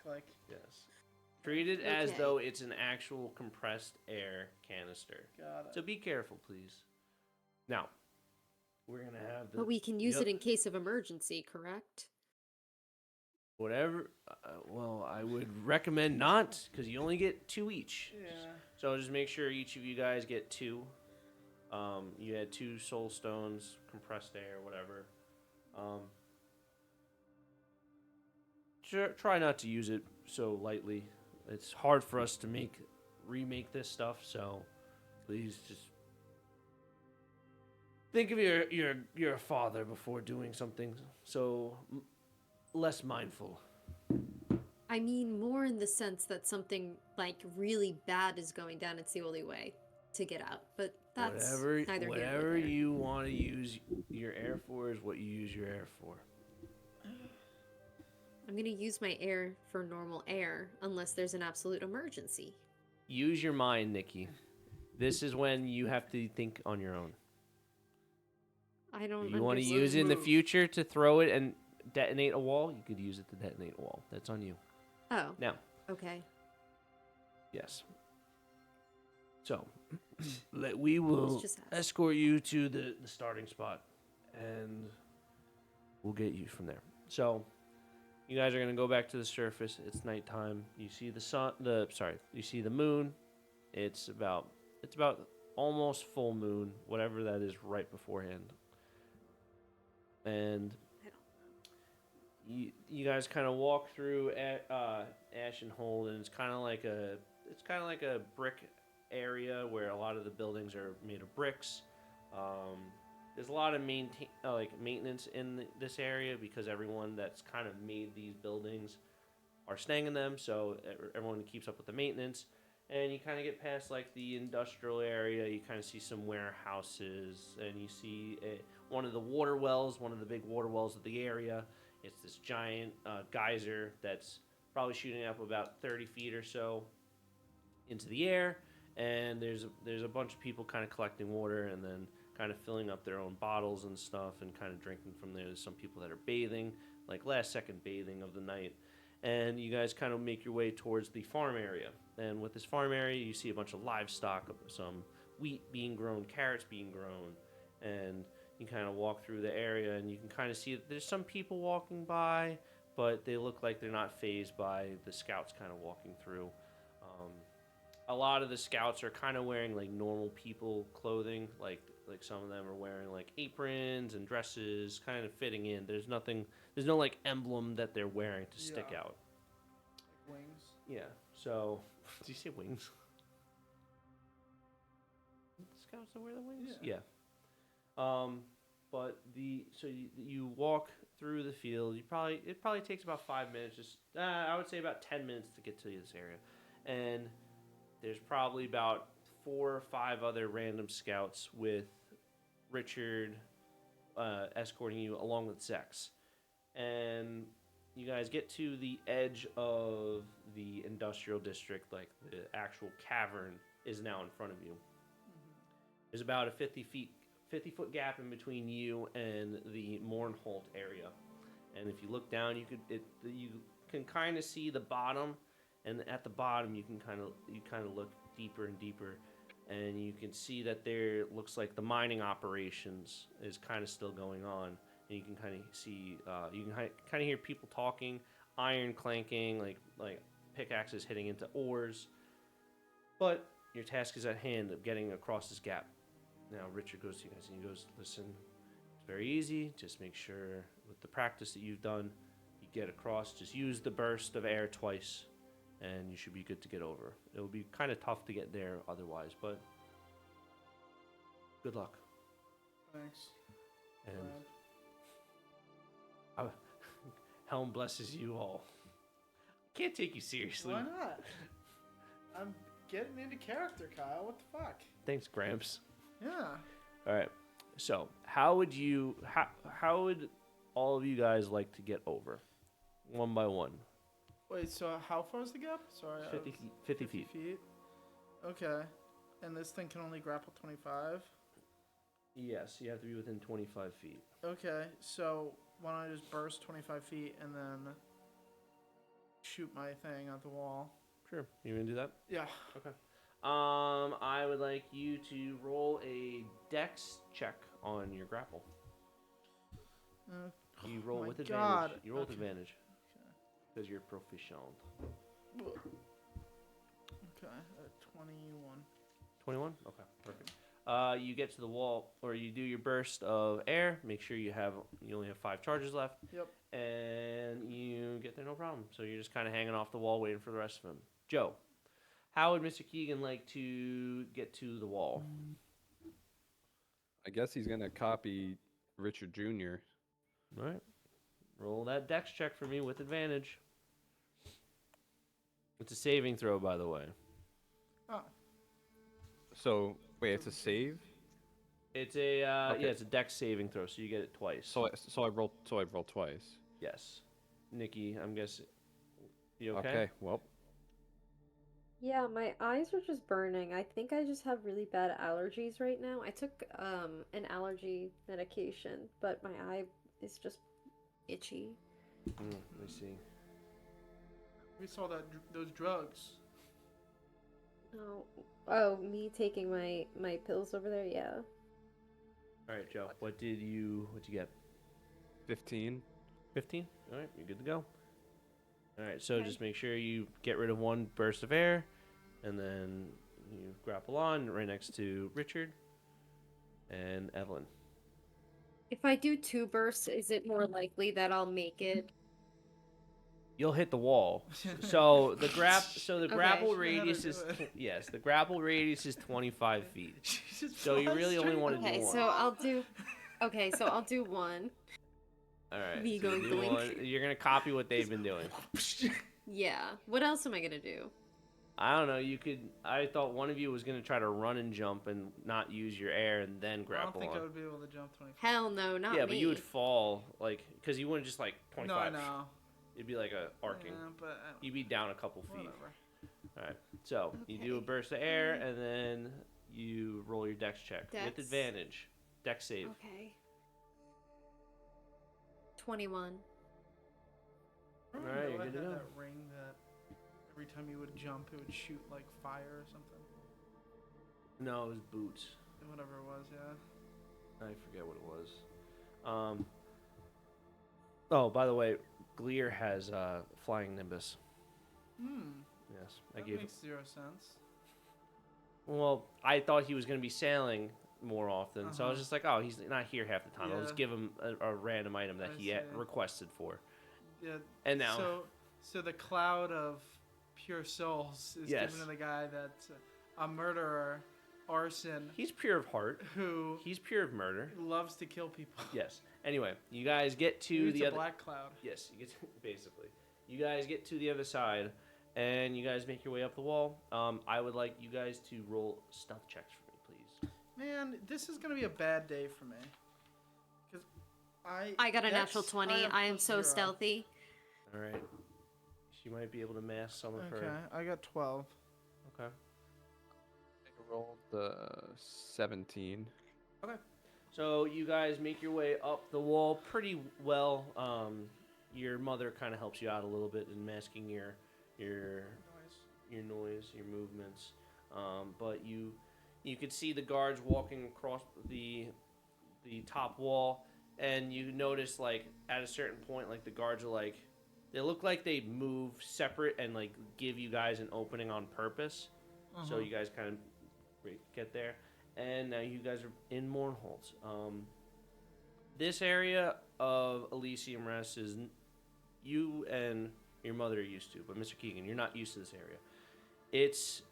There's elegance and a sort of mythical aura that kind of engulfs the buildings, the air, the roads, anything that you could see or touch. It almost feels like it's from another world, but more of a fantasy.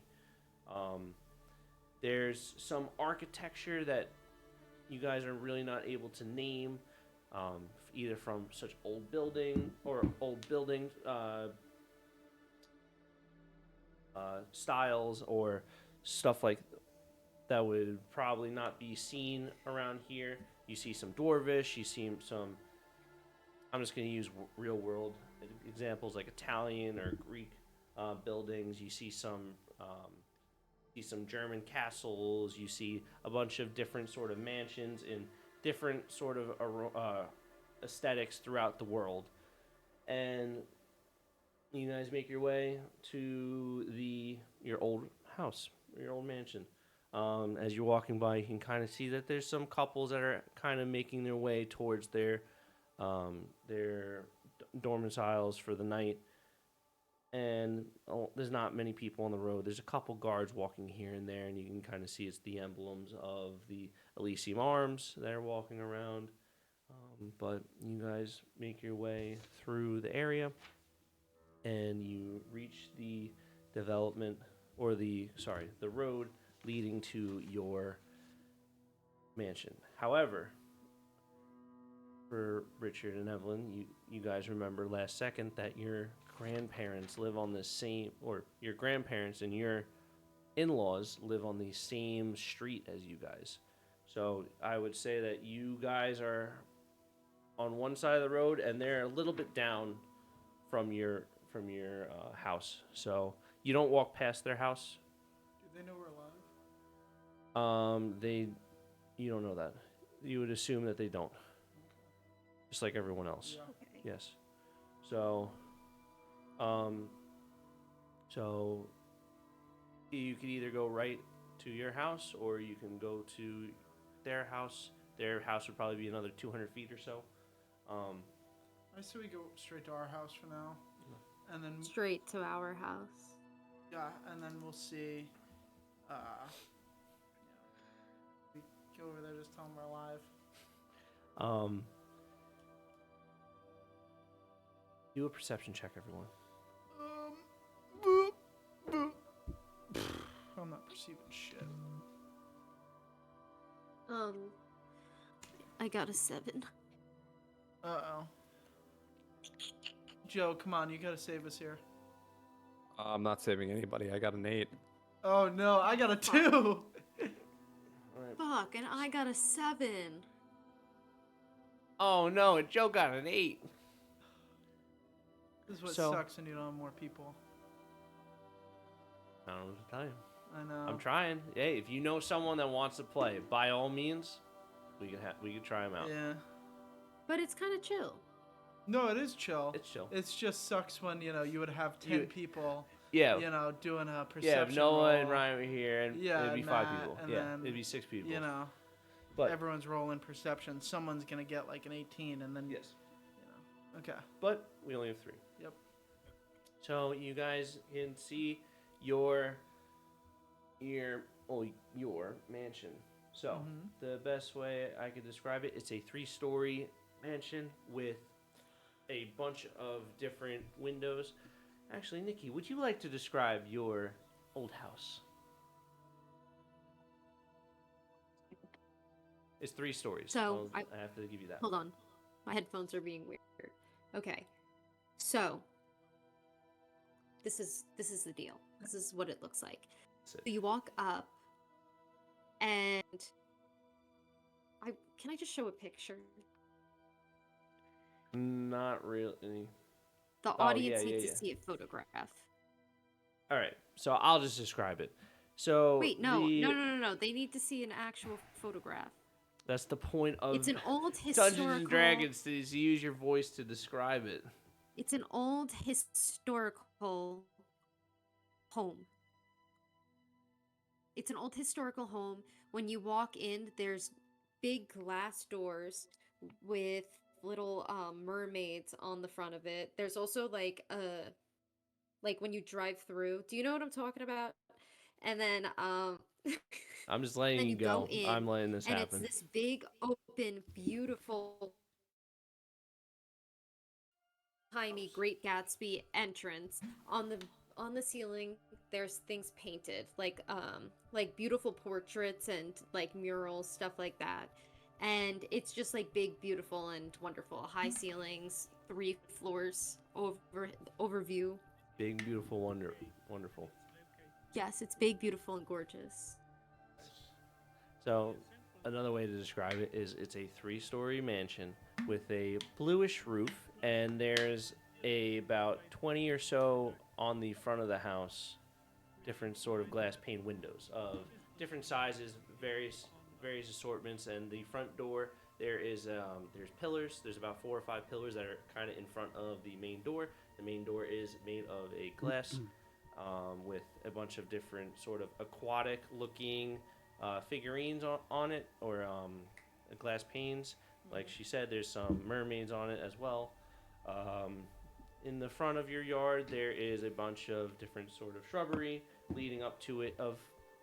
However, as you get closer, you kind of notice that the shrubbery is kind of wilted, and the grass hasn't been cut in a while, and the dirt roads leading up to it are kind of look like they've been disturbed, maybe from the wind, and haven't been kept up. And a lot of the windows are actually boarded up. It looks more like an abandoned house more than anything. And your first thought, Nikki, for where you would like to find the mail would probably be on the side of the house where there's a little mailbox. So you creep your way over there, and you see about. So your mailbox is probably about like a 2x1 like rectangle. That's kind of on the side of the house. It's like of a darkish red, but it kind of looks like it's faded a little bit over the past year from not being cleaned properly, and there's probably dust on it. And there's just kind of mail just kind of pouring out of it. And the key looks like the keyhole that would probably open the mailbox looks like it might have broken a little bit. So like, it looks like if just one little tug might do the trick, or if you bash open the lock, it might be good to open up. Okay, well, I'm just gonna like try and give it a tug. All right, If this door just opens, I'll be amazed. But can I make it quiet? So I'll need a strength check. And then, or actually, you know what? I'll just make this a combined thing. Give me a sleight of hand check. Okay.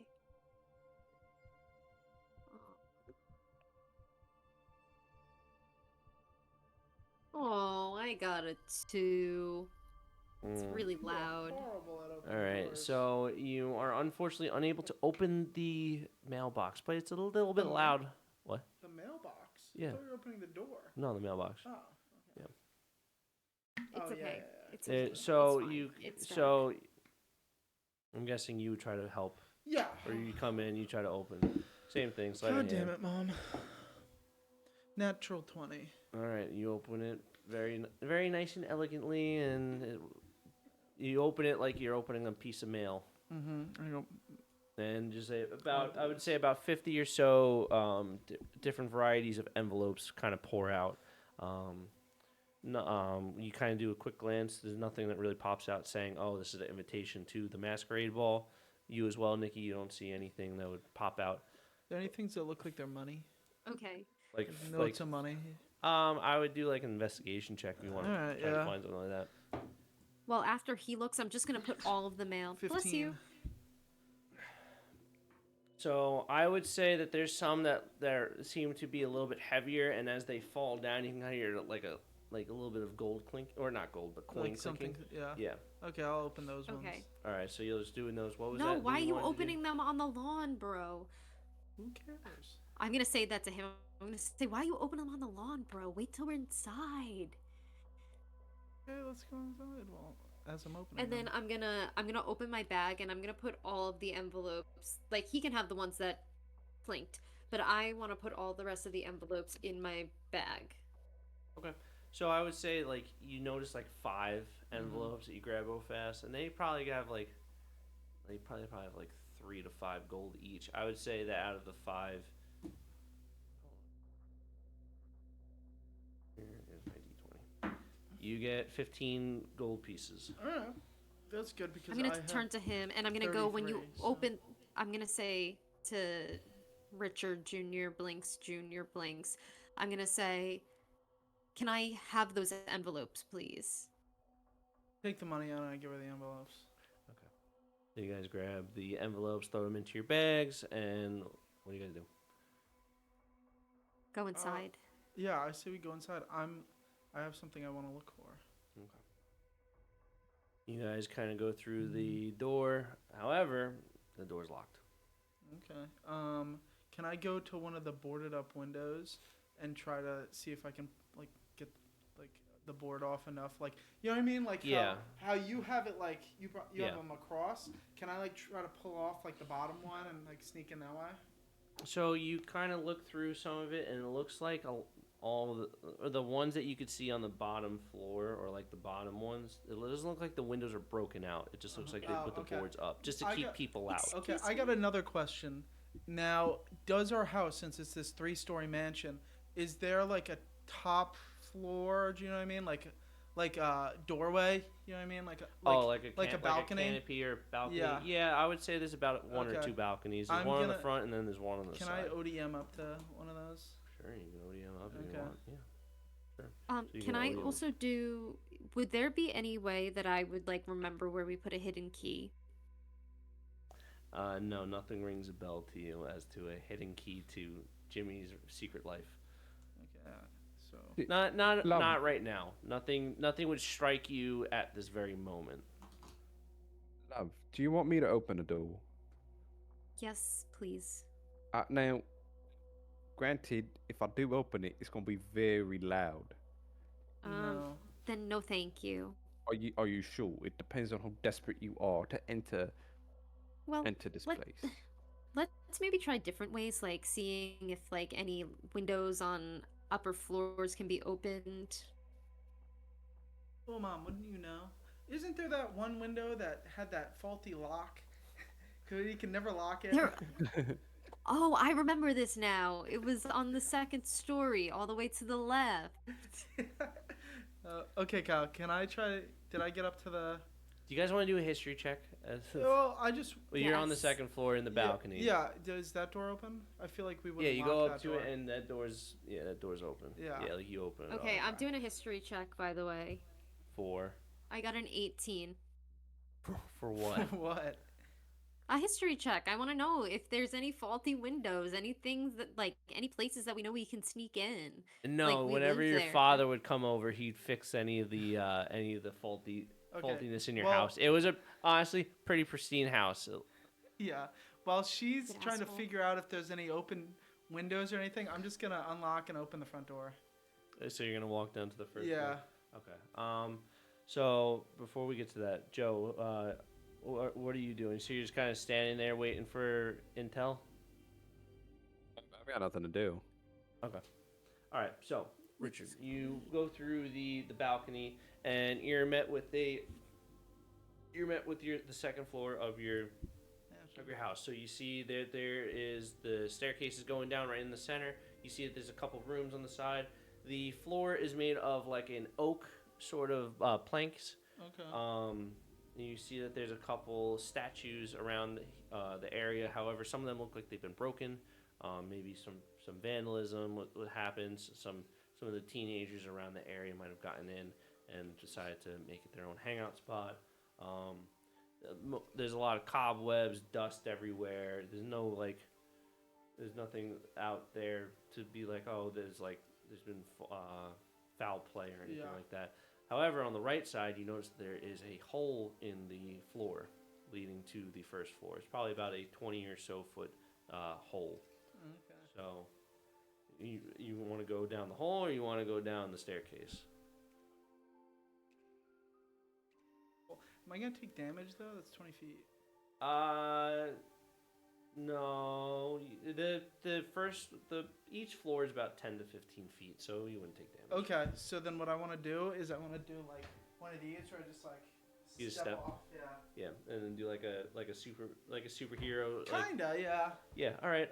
Do a acrobatics check for me, please. I need to see if you land or if you're gonna break an ankle, maybe. 16. 16. All right. So you land, no problem. You land on the broken. Floorboards. The broken floorboards, and you're met with a room filled with like a bunch of different statues in there that have broken. Some memorabilia from either your dad's. It's filled with a bunch of your dad's like memorabilia from like work or some heirlooms, stuff like that. Nothing of assortments. A lot of dust everywhere. A bunch of different stuff, and to your right is your dining area with a fireplace that's obviously not on, and then in the front is your main like foyer area where there's a walkway up. It's like almost like made of concrete, and then there's the main area where it's made of like a tintish like marble sort of thing. And you see the front door, and you can kind of see the reflection of a bunny or a herringon in the window. Yes. Okay. I'm gonna open the door. All right. So you see that the door is locked. Open the door, or unlock it. Open the door, and you're met with a gust of wind. It kind of just like opens inwards, so it's just like fluttering. Like there's some like draped cloths behind you that you kind of hear just like smacking, just. The air in here is very stale, but it doesn't really have like an overwhelming like smell of like death or rot. It's just kind of just a smell of staleness. Okay.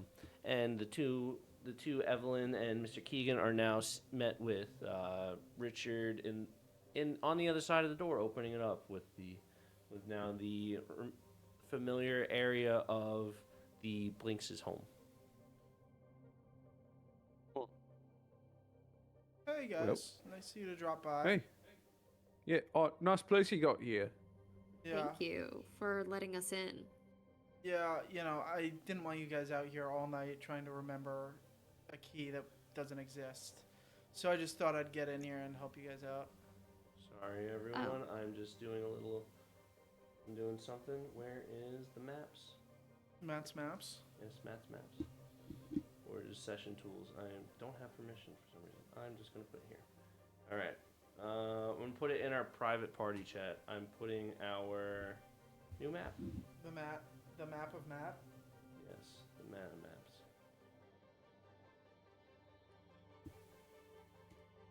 Don't mind the name.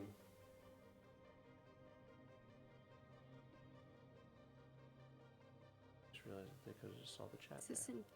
Of course, it's in the corner. Huh. What is happening? Trying to find it. Okay, I found it.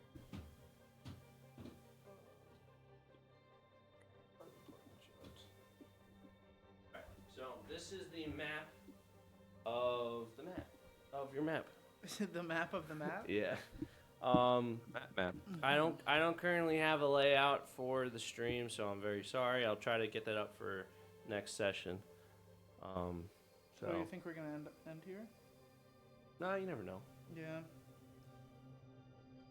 So this kind of is a layout of the area. I just kind of grabbed it really fast, so I didn't have time to edit it. But nonetheless, you guys are looking for rooms that might stand out.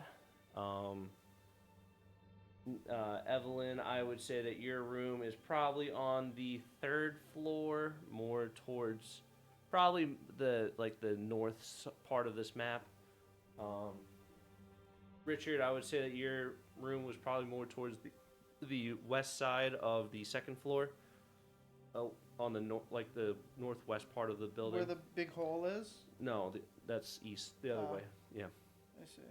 Yeah, where you see those It two just says rooms. children's rooms, so I assumed it was on that side. Oh yeah.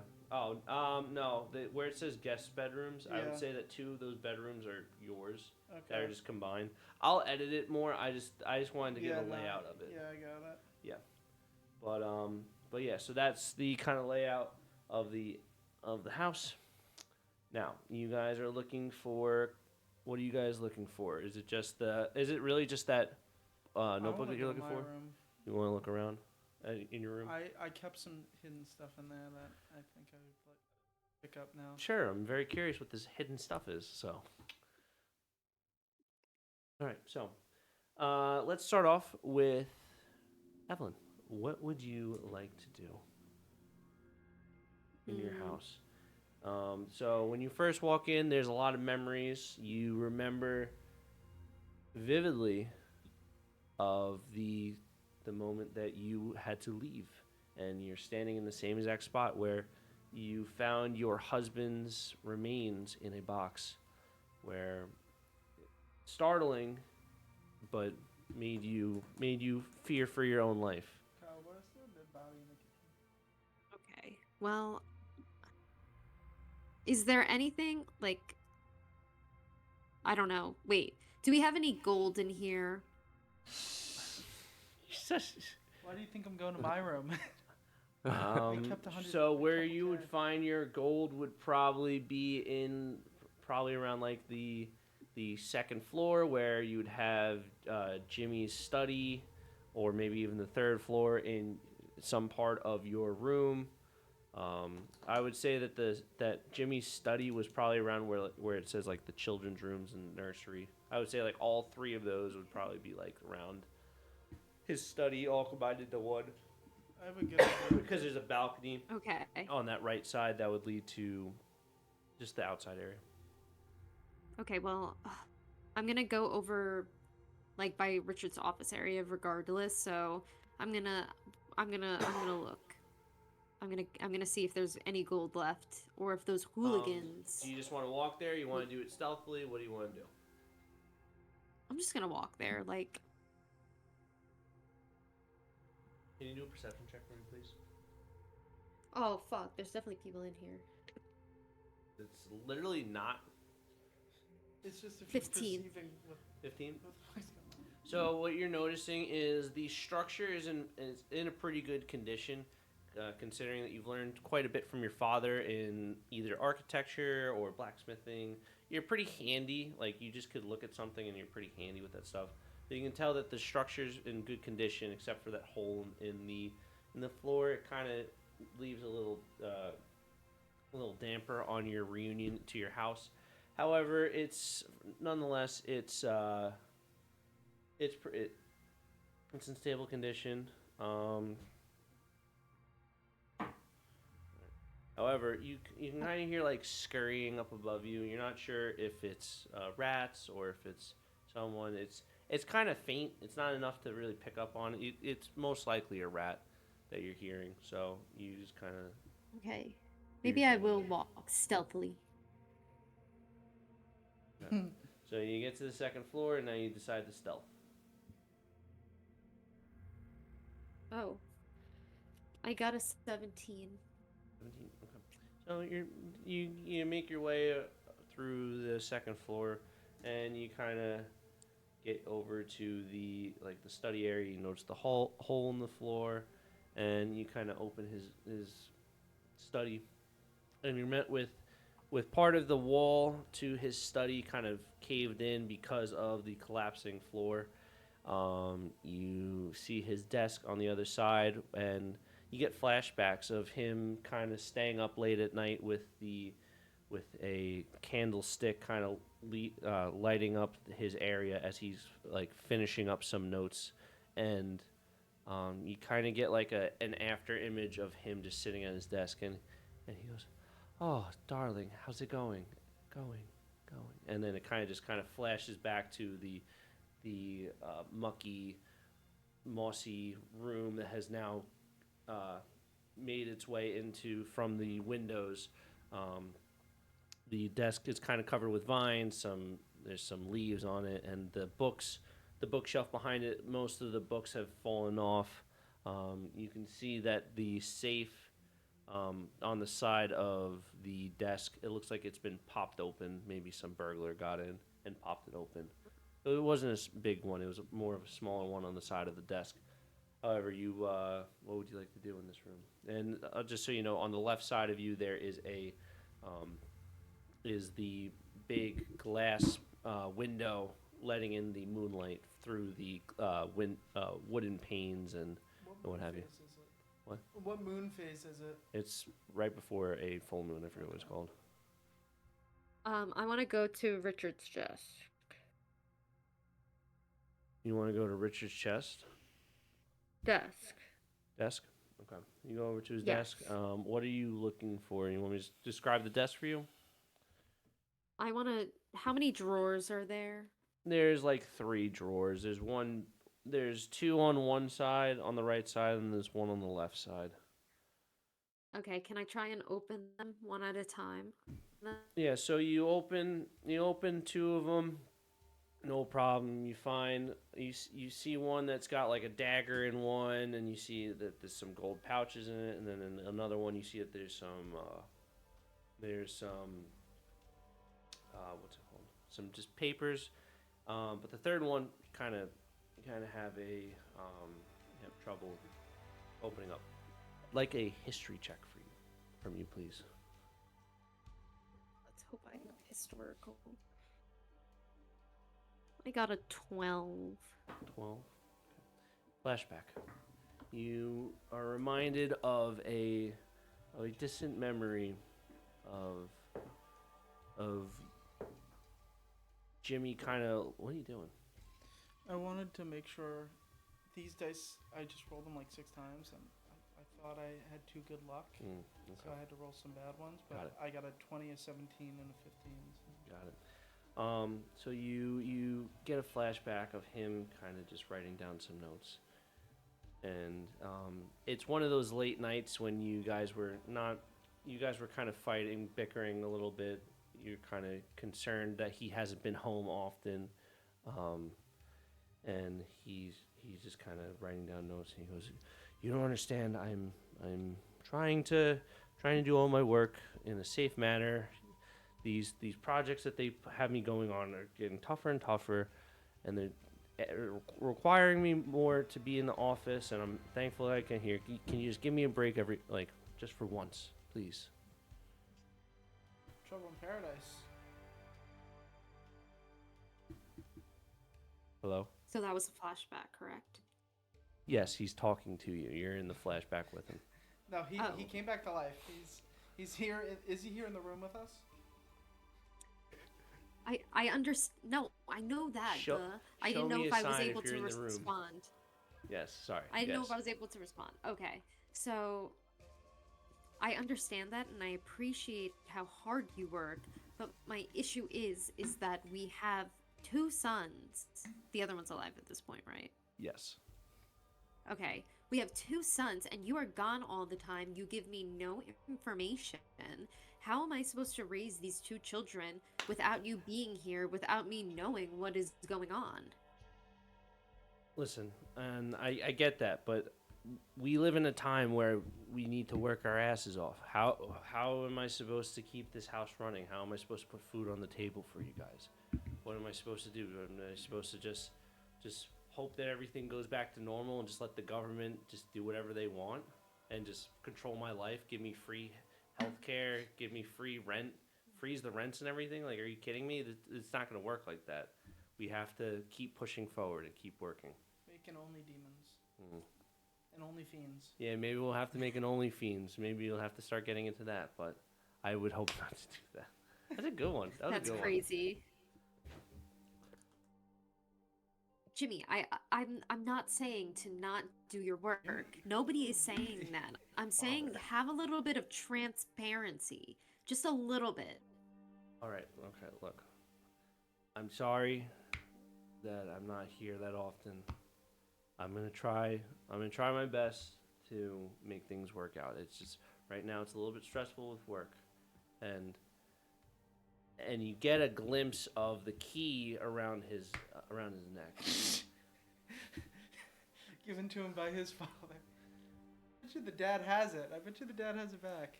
And he goes, "Listen, it's not you, it's me. I'll work on it, but in the meantime, let's just forget that I'm working right now. Let's just go to bed, okay?"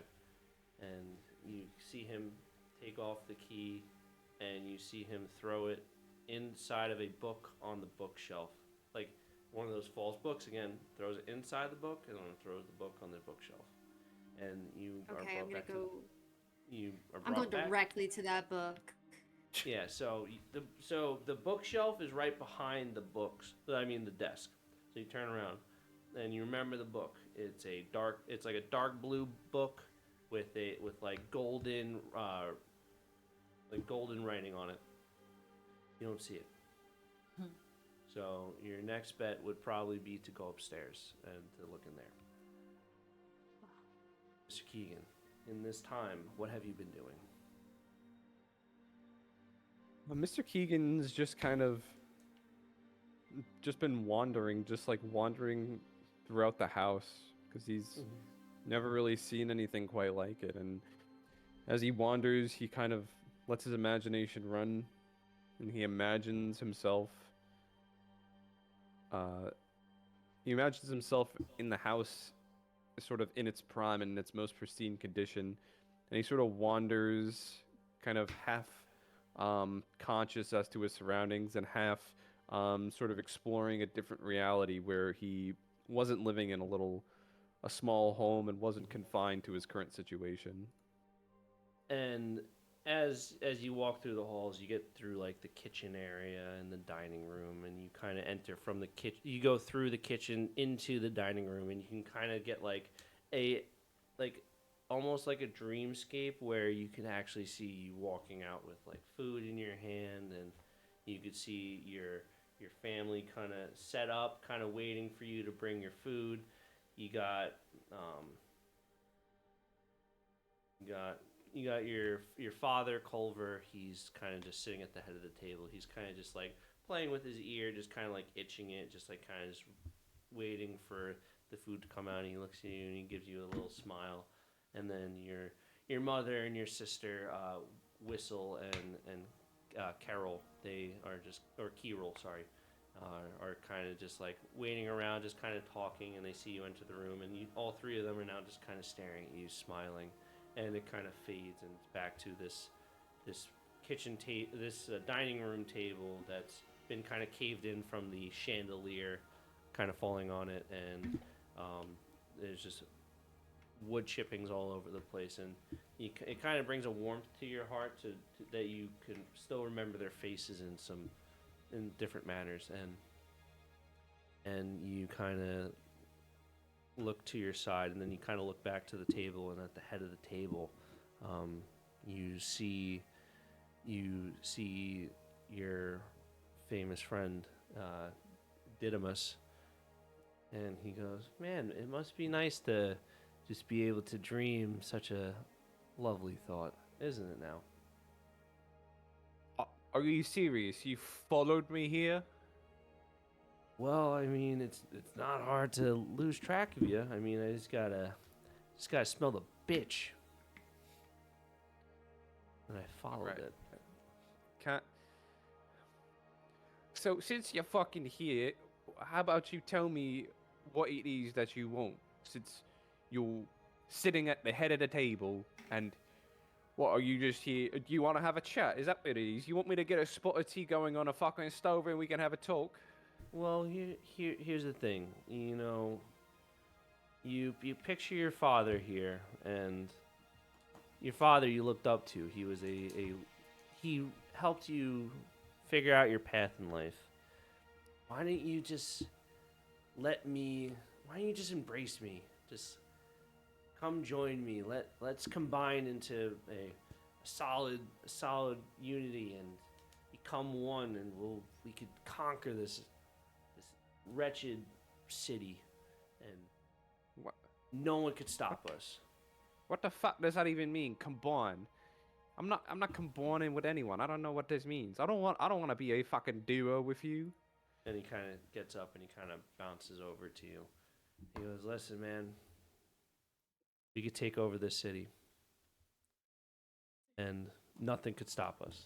Cops have nothing on us. Remember that group? That group that we killed? That was a good time, wasn't it? Don't you want to bring that don't know what back? you- I do." No, we didn't kill anybody. You are the one that fucking did who knows what. That you did the arson. That's what it was. You did the fucking arson. That was you. You are responsible for that. I had nothing to do with it. This is all you're doing. This is your fault. You're the one who is power hungry and wants all the fucking authority, yet you can't even you can't even gather the courage to go out in fucking public, alright? If you want something, you come to me. Every single time, your sorry tale just comes back to me. Well, you know, our meetings are always pleasant, so when you decide to calm down a little bit more, why don't we discuss further, all right, partner? And he kind of No, walks how about towards we the don't kitchen. discuss it? How about you fucking get lost? "I'll be seeing you soon, Mr. Keegan." And he rounds the corner to the kitchen, and you kind of hear the bouncing of the herring gun kind of circle the corner and just kind of vanish into the void of the unknown house, and yeah. So, Why are there so many schizophrenics in this campaign? so Richard, Joe's I'm not- seeing I'm dead not schizo. people. Ryan thinks that there's he's not schizophrenic. Uh. That's an actual character. I'm just making, I don't know. I don't know what to tell you, man. Anyway, you know, before that, Mr. Keegan, what would you like to just keep exploring? Is there anything that you're looking for in particular in this vastly ginormous but cozy house? Mr. Keegan will just keep. He'll just keep exploring. Richard, I've going stashed. for your room. Yeah, 10,000 gold. No, I'm kidding. All right. Perception check, please. Actually, Mr. Keegan, I forgot to make you do a perception check. Can you do one for me, please? Please. Oh, thank God I did. 18. 18. 6. 6. All right. Same thing. Kind of hear rats. Mr. Keegan, you could almost feel as though there's something here. You don't know if it's a ghost. You don't know if it's a person. You just feel some sort of Presence. some sort of soul in this area. It's either looking at you, or it's just observing you, or it's somewhere around you. You could kind of just feel the presence of eyes on you, or some sort of like gaze on you at random points. It's not consistent, but it's random. And you hear like little creaking around the house, of not almost like a rhythm instead of it being like abnormal. And you hear that coming from like either the second or the third floor. It's kind of hard to pinpoint. You look like you're puzzle piecing something. So do you want to do anything, or you want me to give you time? No, I'll take my time. The 6. All right. So you hear some creaking. You're not sure if you hear scuttering of like a rat or if you hear something else. But okay, so you make your way to your room. Describe what would be in your room normally. I feel like my room would have like, it would just be like a bed in the middle, like a dresser, and then like, kind of like, you know, like mannequins. Like I would have like mannequins with like armor and shit on them. Yeah. And like maybe like some Are they paused for random you like. too? What? What? What did you say? Nikki? Nikki? Uh-oh. Hello? I think she's cooked. Okay.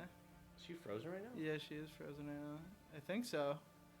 I hope she's. Or she's just super still. Yeah, I hope she's frozen. Oh, she's done. All right. So explain. So, mannequins with armor on it. Yeah, and I would probably say that there's like almost like a Mural.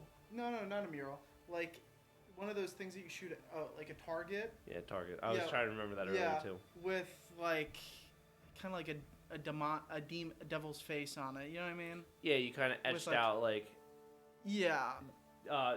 Wait, are you just doing any face, or are you doing? No, the I face? think I'm doing the face. The face. Okay. So Right, because I came back afterwards. Yes. So Would you like to say his name or no? No. Okay. And then he's just kind of like on there, maybe with some like little like marks, you know what I mean, like from like throwing daggers at it or something like that. Right. Yeah. Yeah. So you go into this, and your target is kind of like faded a little bit. It's like it looks like it's just worn out, like wear and tear. Your bed's kind of broken in. It looks like someone was here probably, but there's not much left. Okay. There's a couple daggers that you can kind of find like in your hidden stash, like behind your bed that you find. Yeah. You find like 3 daggers. Okay. I'm back. I just want to look at my bedroom. Okay. Now, can I have a like closet kinda like with a lock on it? Yeah. Okay. It's not locked though anymore. It's kind of broken in. Okay. Damn. What would be in the closet?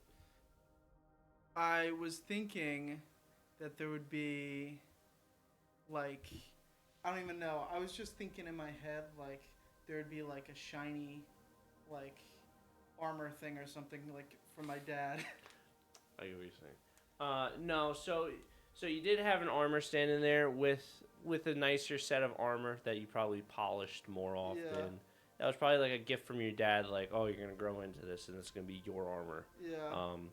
So the armor's there. It's just faded, and it's missing it looks like it needs some maintenance. There's no helmet. Yeah. It's just kind of just the chest It's plate. just kind of there. Yeah, the chest plate. The gauntlets are missing. Everything's It's missing not what I except remember. for yeah. Like you have the image in your head of like when you were like 7 or 8 years old when Yeah. your father gave it to you, and your eyes are bright, and it's just in your closet, and every once in a while you like shine it because you see that Yeah. oh, there's a speck, but now it's just Okay. faded and it's dull, and most of the armor's missing. It's Okay, just the chest plate at this point. And It looks like it fit you. can there also be a like belt in there, like for a sword? You know what I mean? Like maybe like a Sure, like a hilt.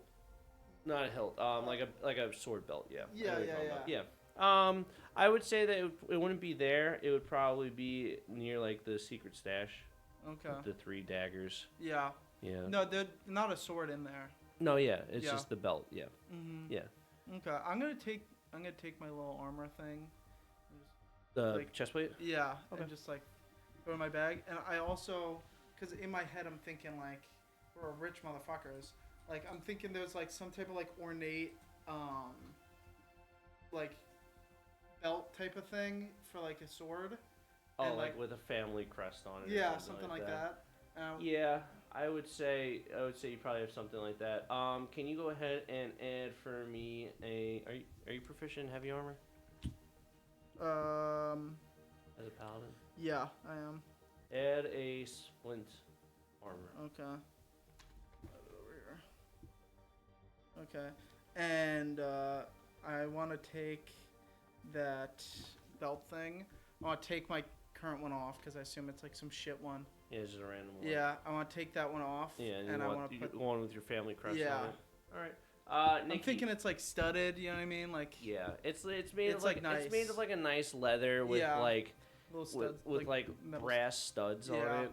That's what I was thinking. Lining it, and it looks like in between the studs is like almost like oh my god, what's it called when you do the stuff for shirts, like what's this called? Embroidered? No, the stitching. Yeah. Like this stitching. So Yeah, I want that. and then you have your family crest on it. I guess that's something that you and Nikki could work on at some point if you guys ever want to do that. But yes. Yeah. So back to Nikki. We are heading up to the 3rd floor. Correct? Yes. Oh, you're heading up to the 3rd floor, and I'm trying to think of how to describe this. So you make your way up to your floor, and you kind of can feel the presence of memories kind of being unlocked, and you are looking around, and you notice that in your bedroom there's the master bedroom. It's got your bed is about like a California king size with a nice old glass pane window behind it in the center, along with you guys have your own separate closets with a master bathroom.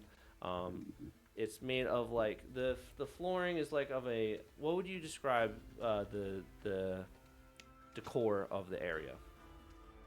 Well, I definitely want marble flooring. Okay. And I just want it to look very like Gilded Aged, like just classic Rockefeller mansion looking type of bedroom, very posh. Yeah, I could see that, and you could tell that on the side of your bed, you see that there's actually a couple books, and they're kind of laid out, and you see the one that you are looking for. I'm gonna open it up. So you're gonna walk over to the book.